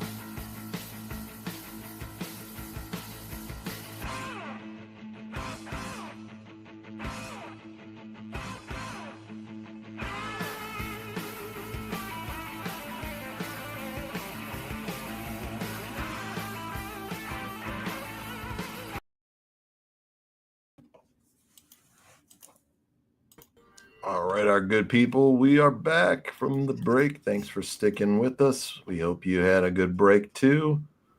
Hold on, there we go.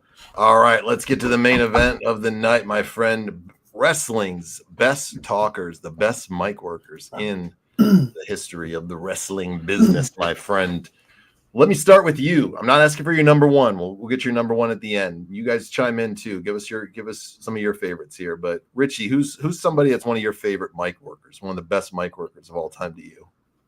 I gotta go with a guy that he felt like your uncle around a campfire when he was explaining something, or he was telling you a story, or you thought he was serious, and he was always, God, his promos always sucked me in, and he was really similar to Jake Roberts in a way. That's the only comparison I can really put this guy with, is like a Jake Roberts, who's really high on my list as well. But I'm talking about Arn Anderson.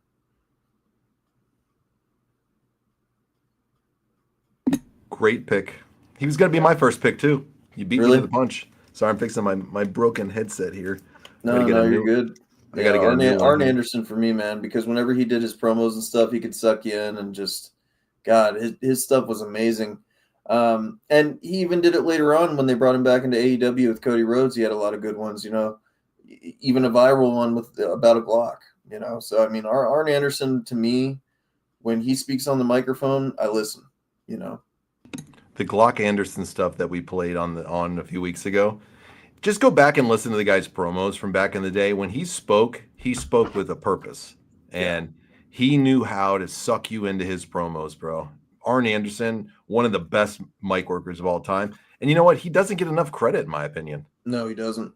No, he does not get enough credit for the great mic work that he had. And just, he was such a believable member of the Horsemen. And when you saw Double A, man, you saw that he was the enforcer of the Horsemen. He definitely lived up to that for sure. He was fantastic. I absolutely love Arn Anderson. I'll throw one at you too. That's a little different one. Yeah, Double A is a good choice for sure. He's a great one. Somebody that doesn't get talked enough about, but was a huge star in the 80s for many years. And it was his mic work and his charisma that was able to get him over and get him such nuclear heat over in Texas and across the world that he traveled. And it was Michael P.S. Hayes with the Freebirds, man. Michael P.S. Hayes, that dude could fucking go on the mic. He could go. Yeah, he could go with the best of them, bro. The Freebirds, the cool part about the Freebirds was Buddy Roberts was the worker. He was the one they put in the ring to take the bumps. He was the one that would take the losses typically. He was the worker. Terry Bam Bam Gordy was the enforcer of the group. He was the Double A of the group that got out there. He wasn't a good promo or anything, but Terry Gordy was a badass. And then you had Michael Hayes, who had all the charisma. He was the spokesperson for the group. He was the one that made everybody fucking hate him. Sure. And you had to love Michael P.S. Hayes. What do you think about Michael P.S. Hayes as one of the best stick men? I think PSAs is definitely one that you have to respect on that, man. I didn't get to see a lot of his heyday, you know what I mean? But the stuff that I have seen, I can definitely see why you picked him.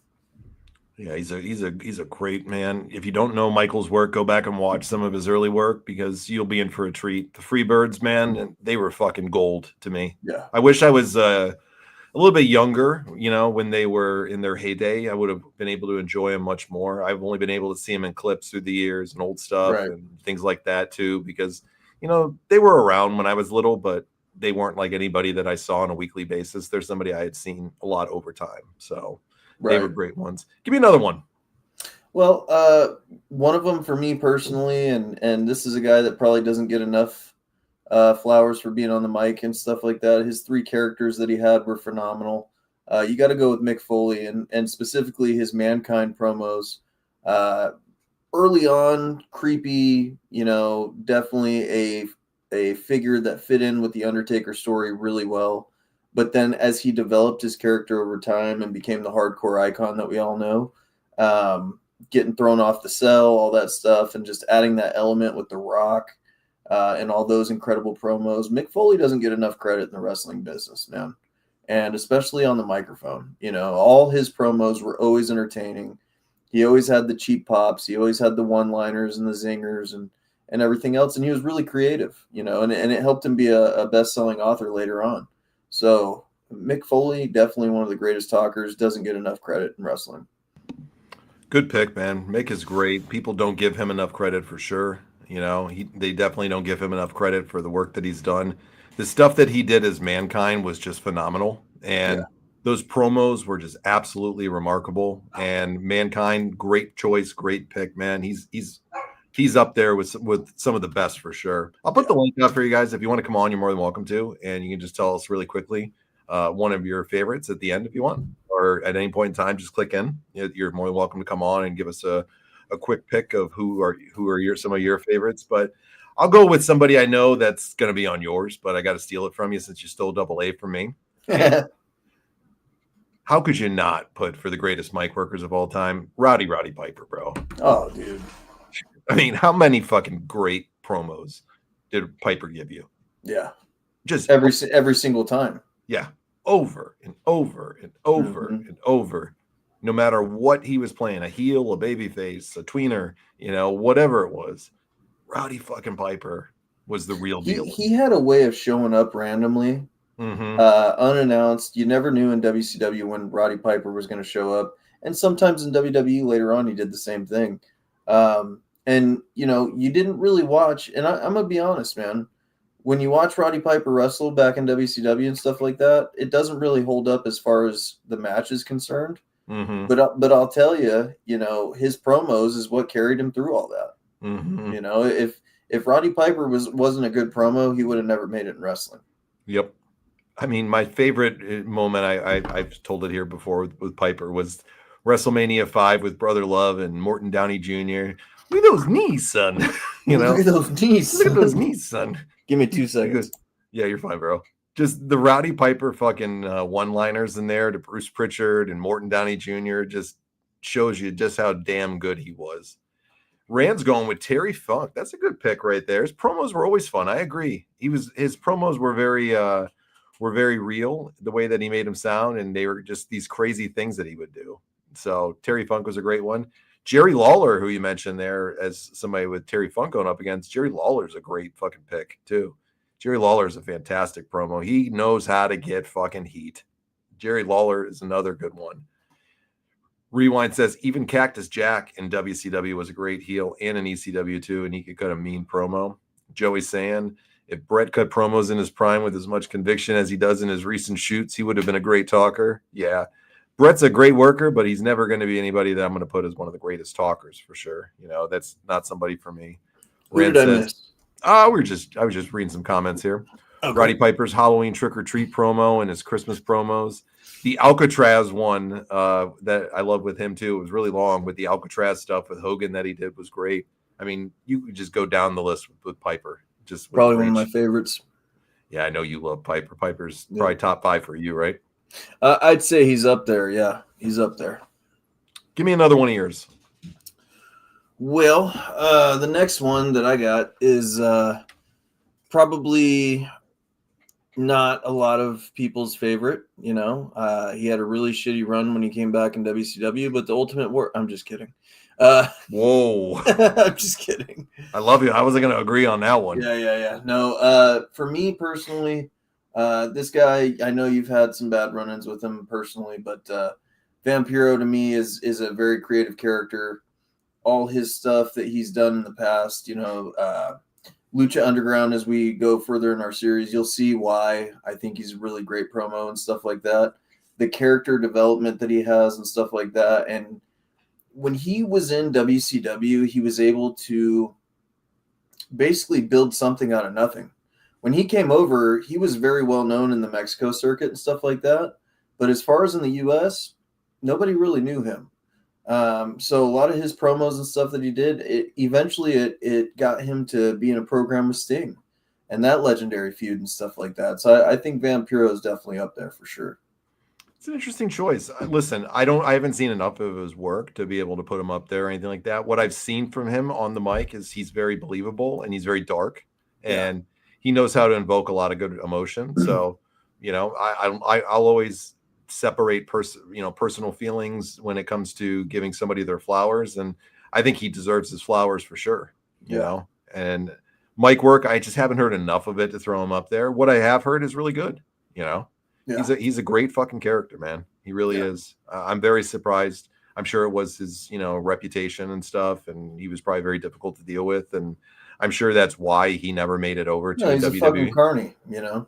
Yeah, I mean, you said it way more direct than I did. You know, he just, I think his attitude and the way that he carried himself is why he never made it over to WWE.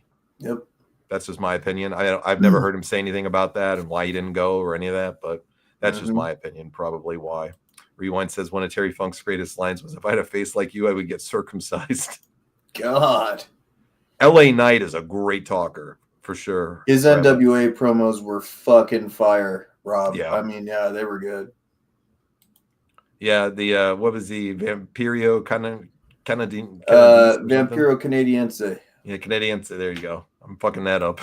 But yeah, he comes from Thunder Bay, Ontario. Thunder Bay, yeah. Yeah, that's where he grew up, and he's from Thunder Bay, Ontario. But you're right about being homeless in the streets, and I think he tells the story. I think he even told it on the show. I can't remember when we did it all those years ago, but I've heard him tell it before. Didn't he basically hitchhike to get to Mexico? He did.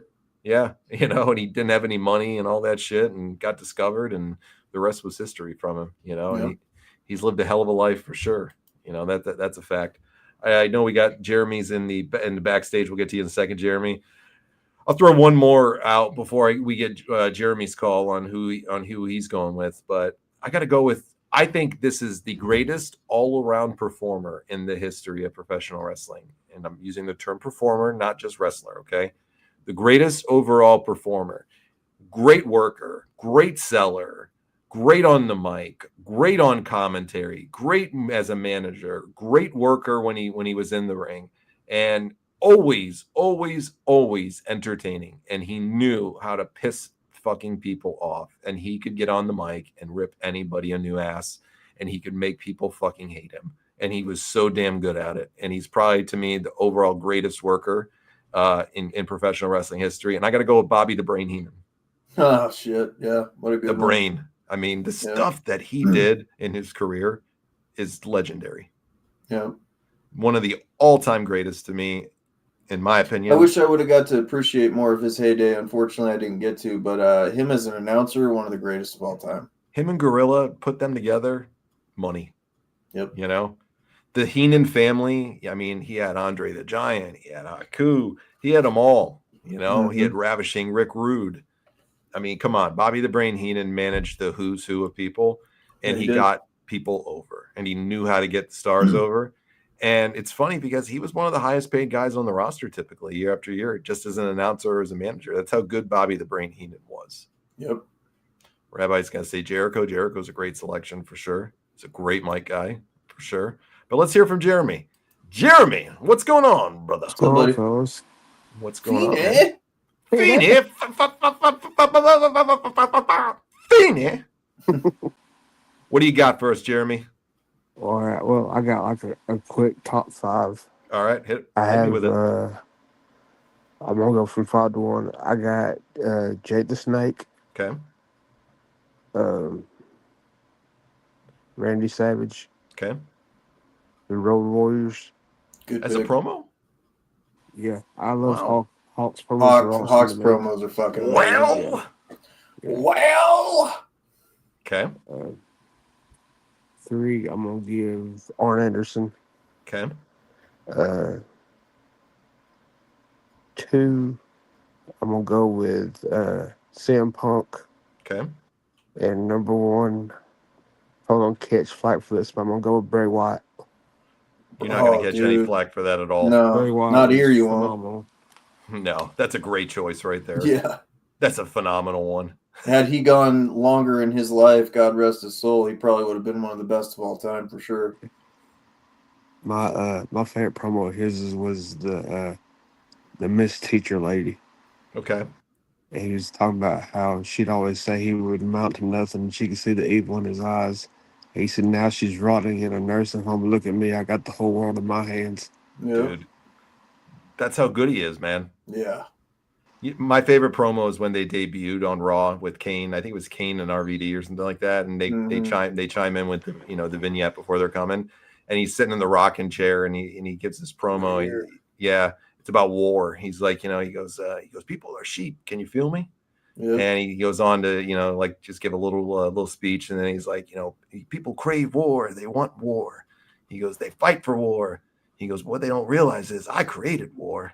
And, he just gets on there and tells everybody to wake up and all that shit and look at the lies you're living in. His promos too, which is funny to me. When we look at real life nowadays, and once again, we're leaving politics out of this. This is just in general, this comment. His promos are real eerie when you listen to them because he talks about real life and how the world really is and about how sick and twisted it can be. Mm-hmm. Yeah. And he foreshadows so much stuff that if you go back and listen to his old promos that you hear, and you'll be like, fuck, man, that's what's going on in this world right now. Mm-hmm. Like that's why the people with sheep, when he goes on, starts that people are sheep. Can you feel me? Because that's what people are nowadays. They're sheep most of the time to what they're here and how they act. It's crazy. He's so good, man. Yep. Good pick with Bray. Probably one of my favorite promos of all time, though, even though the guy wasn't great at promos, was Kevin Nash done one on Monday Nitro on Hulk Hogan, and it's kind of like the mantra I live by. Hogan had a bunch of the NWO guys behind him, okay, and Nash told him, he said, "You may have few or many behind you that are ready to stab you in the back." He said, "But if I'm ever done with you, I'll be a man. I'll shoot you between the eyes." Yep. Yeah. He's an articulate guy when you listen to him. Mm-hmm. His podcast to me, and once again, leaving politics out of it, some people don't listen because they think he's just a left-wing person. And if you listen to his show, you're going to hear that it's so far from the truth, like that he's not, like that people just label him as that. He's such an articulate and smart guy. Love listening to him talk and tell. He's a great storyteller too. Yeah. Great fucking storyteller. Well, good picks, Jeremy. I appreciate it, my friend. Thanks for coming on, buddy. Oh yeah, definitely. And congratulations on the kid getting richer, man. I'm happy for you, man. Oh, I appreciate that, brother. Yeah, absolutely. You guys will get updated all the time on that. So appreciate it, man. You guys are awesome. He's gotta be a honorary member of the Wolfpack. Hell yeah, brother, for life. one day we'll get him on here. He'll take the show over with all of our kids. One day he'll take the show over and get rid of us old timers, and they can have some fun, hopefully. And do the same. We'll let him and Judson take the reins. There you go. Man. There you go. Sure. All right, brother. We appreciate it, Jeremy. Be good, okay? All right, y'all have a good one. Thanks, brother. Too. All right, we got Joey now. Joey, what's up, Joey? Hey, what's up? What's up, buddy? Give us one of your picks. You're always a great source of wrestling knowledge and good takes. Yeah. I've got a few. I've got Chris Adams. His world-class stuff was really good. The gentleman. Christian Cage. His stuff's always good. Oh, man. The father. And probably Jim Cornette. You can't go wrong with Jim Cornette. Dude. Nope. That was a great one. That was a great pick right there. Great picks right there on them. What do you love the most about Cornette, Joey? I gave you Wendy's, you fat fuck. Double cheese, double onions, hold the mail, motherfucker. What do you love about Jim so much, Joey? Probably just he was just a wimp, and he always hid behind people. He always hid behind the Midnight Express and Big Bubba, and then he's that same way in the real life. Because if you look at that video with Santino Marella. Yep. He doesn't get loud until there's people around, and he's the classic "hold me back" person. So I don't know. He's just believable. I mean, I don't agree with a lot of stuff he says. I mean, just talk about food and wrestling, and then we're good. So, right. But other than that, I love Chris Adams' stuff in World Class. He was just articulate, and he told you exactly the truth, what he was going to do. For sure. And he trained Steve Austin too. Yeah, he did. So, but he told people how it was. He's like, I don't give you guys any reason to boo me. I wrestled the same way I've always wrestled. I just have Gary Hart in my corner. So yeah, he was really good. So for sure. And you can't go wrong with Christian. His promo at Survivor Series 2009 when he's like, I'm on this team, 4 black guys, and I'm the only white guy. Something like that. So. But yeah, he can get away with saying that shit too, because Christian is just such a creepy character. You know, the creepy little bastard at that time. Just He's the father of all, even different races and everything else. I got to be honest, and I hate to say it because I'm not an AEW fan, but I'm once again being fair. I think some of the best work of his career was done in AEW, Yeah, for sure. if not the best work of his career. What do you think, Joey? yeah. I mean, I don't agree with like the whole father is dead thing. That just is it's a sore spot. But Yep. Gotcha. Other than that, yeah, I mean, you can't go wrong with him. He always cuts good promos and they're believable. So, For sure.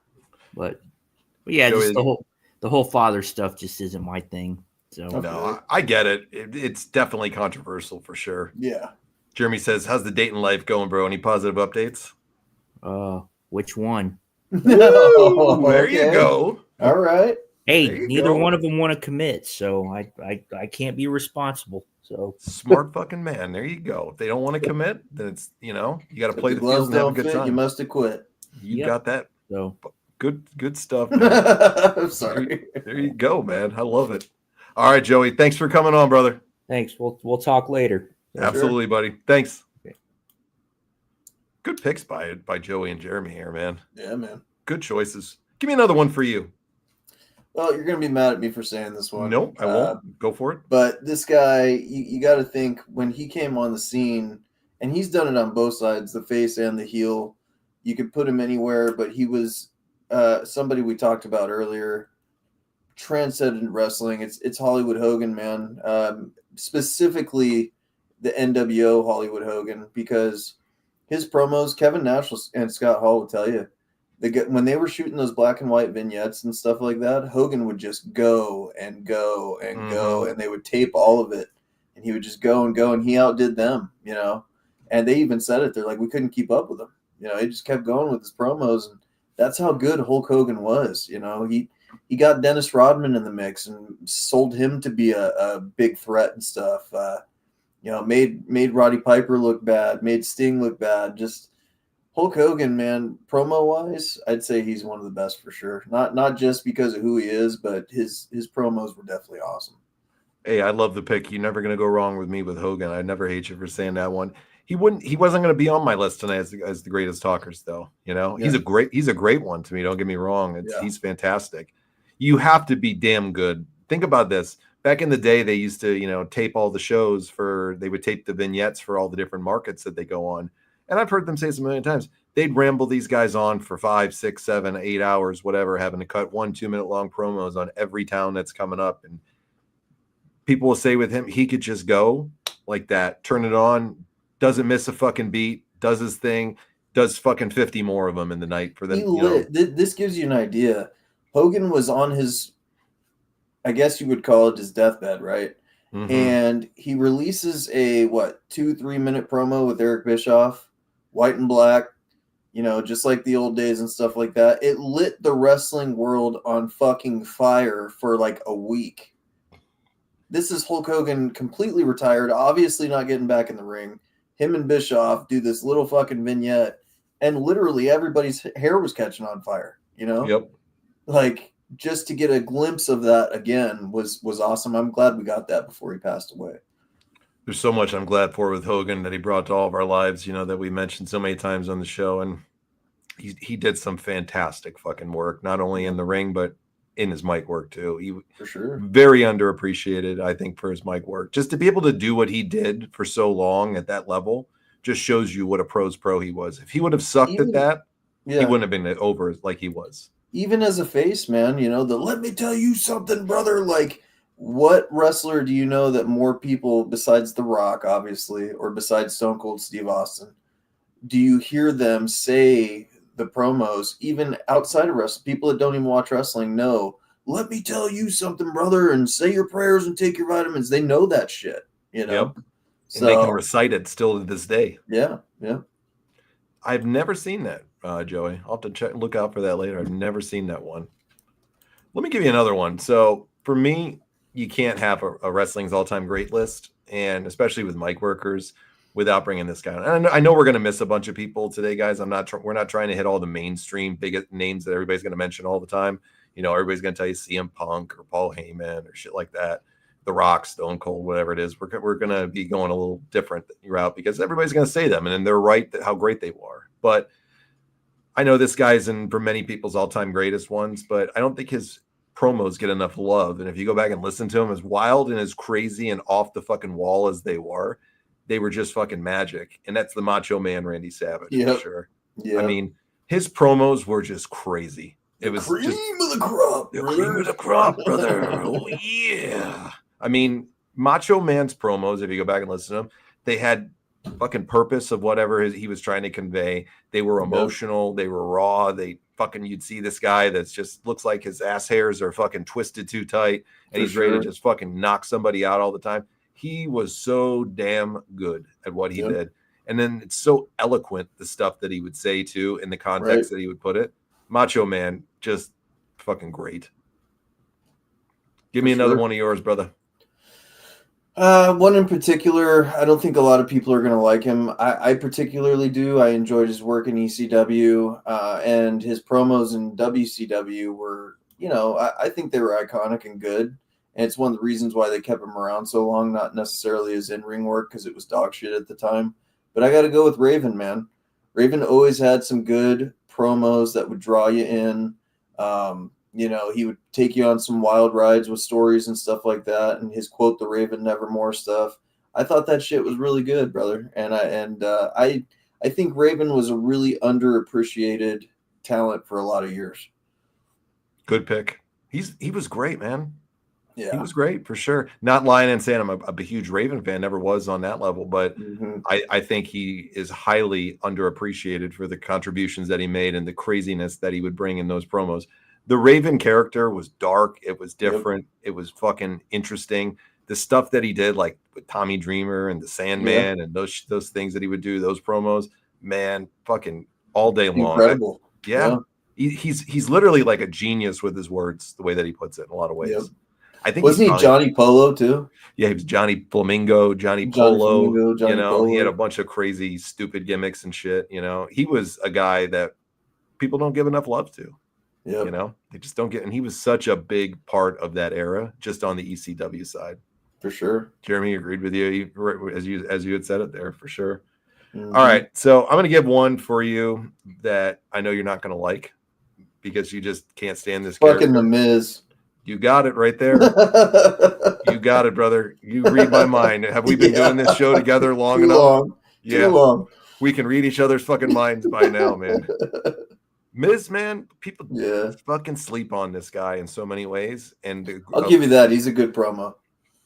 He's one of the best ever. He really is. He can go, and he fucked up so much in the beginning. You know, he was terrible when he first got started. And then when he got his footing and he got his character and he started figuring out how to do it, he showed you that you don't got to be a great worker in the ring. Not that he's bad, but, you know, he's not known for being a flippity flop guy and doing crazy shit. Good worker, but he proved that you can be a good worker and you can become a big star with your mouth. Sure. And he delivered, and he could go toe to toe with anybody on the mic, in my opinion. And he's one of the most selfless performers to me too, because Lord knows he loses all the time, and I get that, but he always puts people over on the mic and will give them opportunities. And if he knows that it's his job to get buried by them some way, he's going to lead them into it. Daniel Bryan was an awful fucking promo. He's still an awful fucking promo. He made Daniel Bryan interesting and invoked emotion out of Daniel Bryan that you never saw in his promos and stuff. Just Miz doesn't get enough love for sure. Give me another one. Well, this guy, popular in the Attitude Era, was the mouthpiece of DX, I think, you know, even more so than the leader. Probably should have been a world heavyweight champion at some stage had he kept his nose clean and out of drugs. But I got to go with Road Dogg Jesse James, man. Love it. One of the best on the mic talents, whether it was in his rapping with K-Quick, whether it was D-Generation X, New Age Outlaw stuff. Road Dogg, dude, I challenge anybody to go back and watch the Attitude Era, and he could have the crowd recite anything he wanted them to. You know, out of his hands.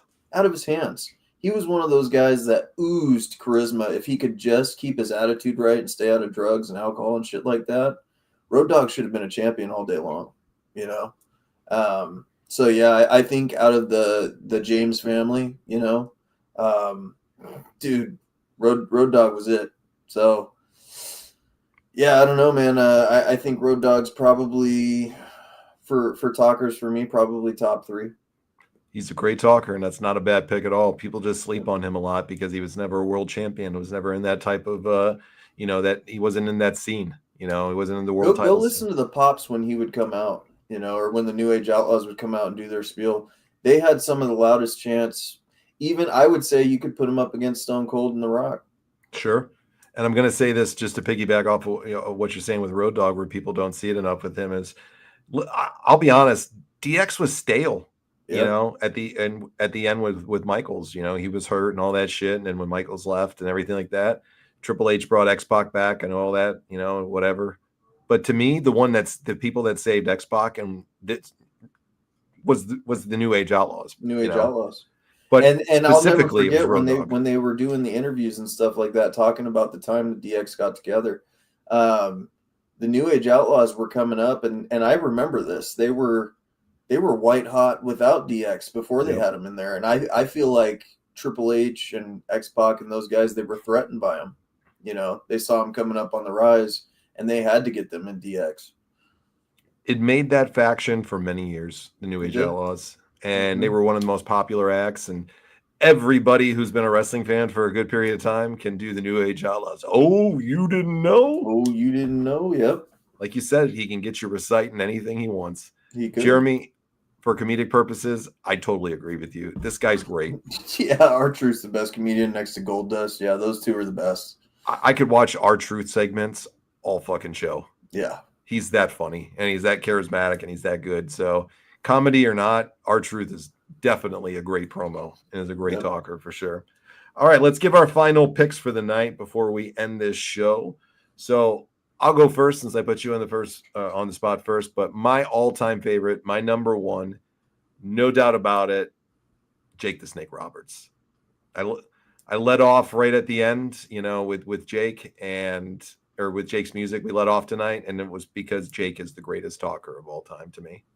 And we can name a million names. Jake Roberts is the guy. Yeah. Yeah. He's the guy. Well, Joey, you might just get your wish right here because he just popped up backstage. What's going on, guys? Rewind to see What's up, Yeah, buddy? it took me a minute. What's up, buddy? Not much. None of you guys mentioned Devon Dudley, one of the most underrated dudes ever. What? Jesus Christ. And with that, we're out. What? What's so fucking funny? Jesus Christ. Go watch Heatwave 99, motherfucker. Isn't that the one we fell asleep? No, that's the one where he called everyone whores and fucking spit on an old lady. Jesus Christ. Hold on, rewind. Just like that. You guys, are you fucking kidding me? You guys don't like Devon Dudley? No. No. Did you see what happened when he was the Reverend? Good God. What about Billy Ray? Is that Billy better? Ray Cyrus, have you seen him lately? Dude, he's a good looking man, right, Richie? The guy couldn't even play it. Rewind. Give us another one of your all-time favorites. I can't wait to hear this one. You were saying Bully Ray, right? Not Billy Ray? The Dudley Boy. How about Shane Douglas? God. How about Shane Douglas? How about that one? He's a great promo. He's a good one. Great chicken shit hill. Awesome. That's about it. Rand agrees with you. Devon Dudley is a great promo, guys. Some of the best stuff he ever did was in ECW with Dancing Dudley and Bubba Ray, Stuttering Dudley, and Sign Guy Dudley. Jesus, what am I missing here? You never cease to amaze me, dude. Devon Dudley. Him and Bully Ray moment where they're cussing the fucking crowd out is great, though. The Reverend, dude. You gotta be shitting me. What the fuck did you say, Devon?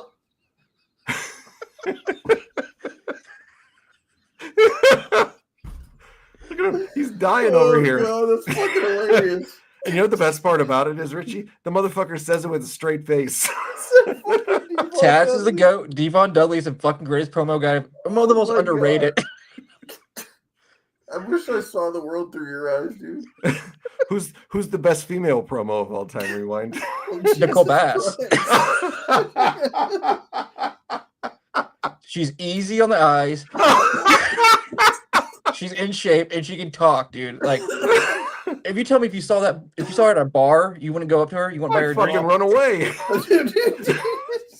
You couldn't fucking feed me enough alcohol or drugs to get me to touch that thing when she, That beautiful woman, you mean, John? Oh my God. She's a dime piece, dude. Oh my God. Devon is a national treasure. Christ. What did he start? He started Batista. You got to give him that. He's got a 9-inch dick. Oh my God.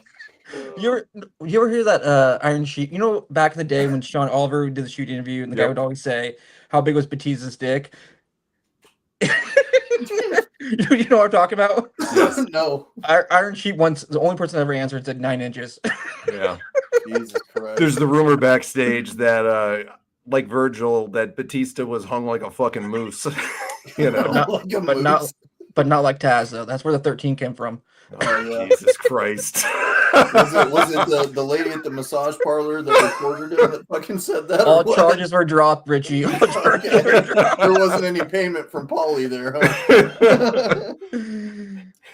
Anybody else you want to throw in there? Rewind. Lex Luger. Oh, Jesus. Sid Vicious. The Great Khali. Yeah. God. That shit cracked me up. Devon Dudley. And you said it straight face. The Reverend. The Reverend.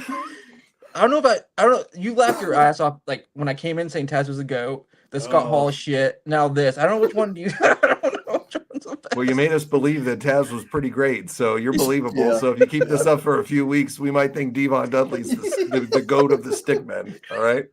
Fucking got stickers of Devon Dudley everywhere. Bubba, fuck your tables.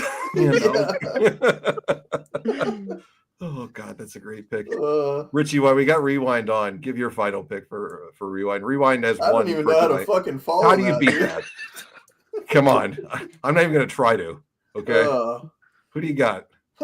Well, you picked my number one earlier. It was Roddy Piper, but if I had to come up with another one, I would definitely have to say Dusty Rhodes. If you go back and you watch his promos and stuff like that, a guy like that shouldn't be a world heavyweight champion. Yeah. And the charisma and stuff like that really carried him over. When you had guys like Hulk Hogan walking around, and then you see a guy like Dusty Rhodes, you would never in a million years think that they would be on the same level.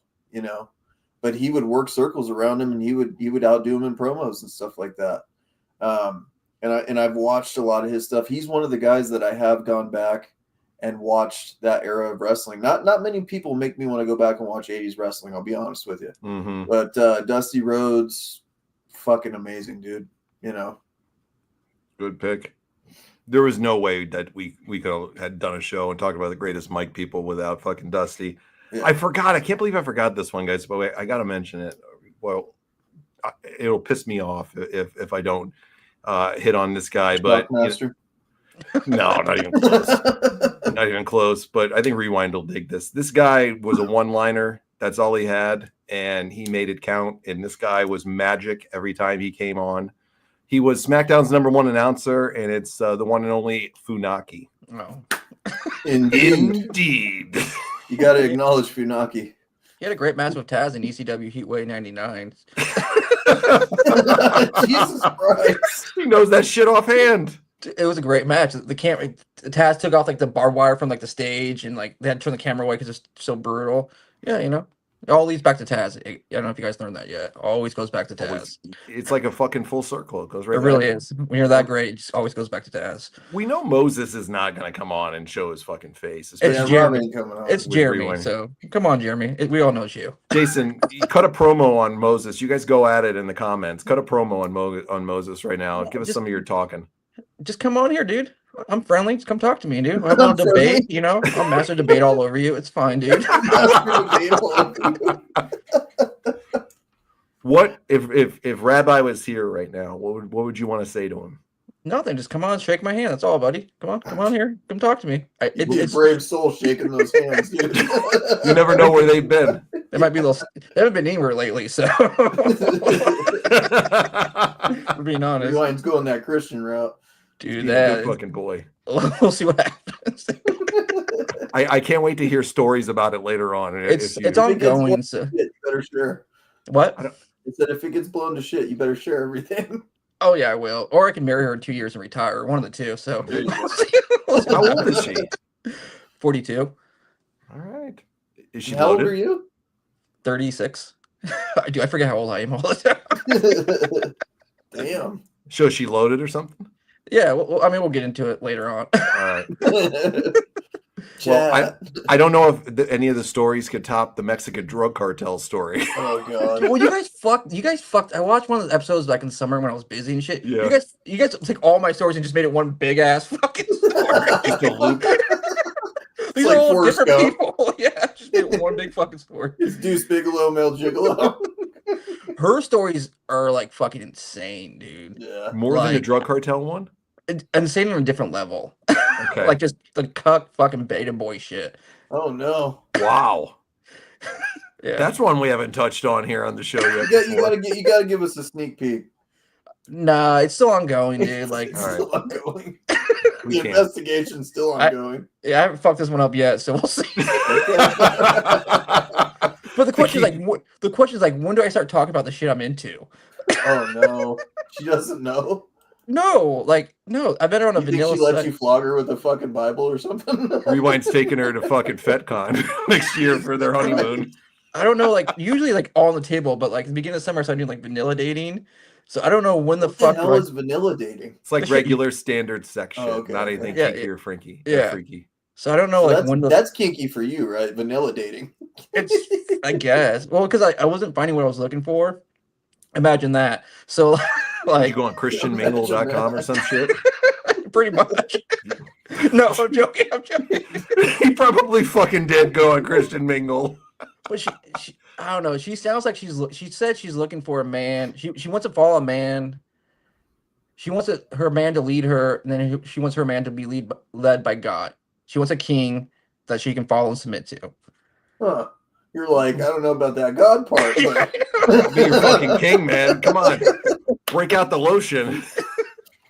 So we'll see what happens. I don't. Yeah, we'll see Jesus. what happens. I spent fucking $450 on Chappelle tickets, so we'll see. My God, man. My God, you are a gem, bro. Always.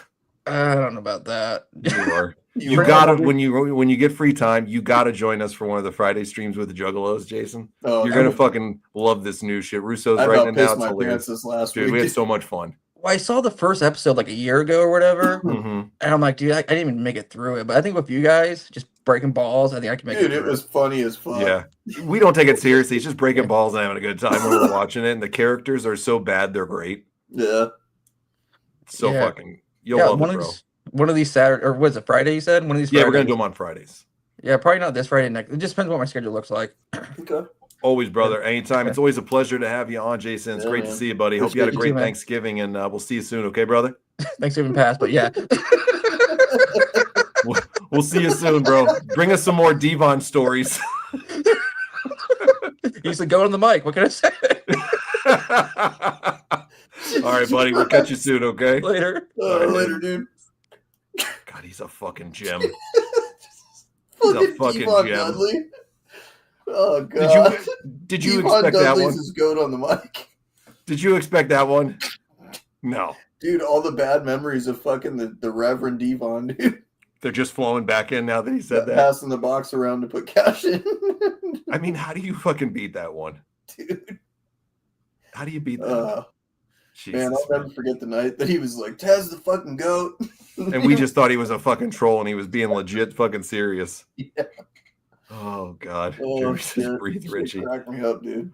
All right, brother. Any closing thoughts before we head off for the night? Oh, how do you follow up with that shit? That shit was hilarious. Well, I appreciate you guys. I'm glad we had fun tonight doing this topic. Rewind's a fucking gem. Y'all are great, and thanks for showing up. We'll see you down the road, man. I appreciate y'all very much.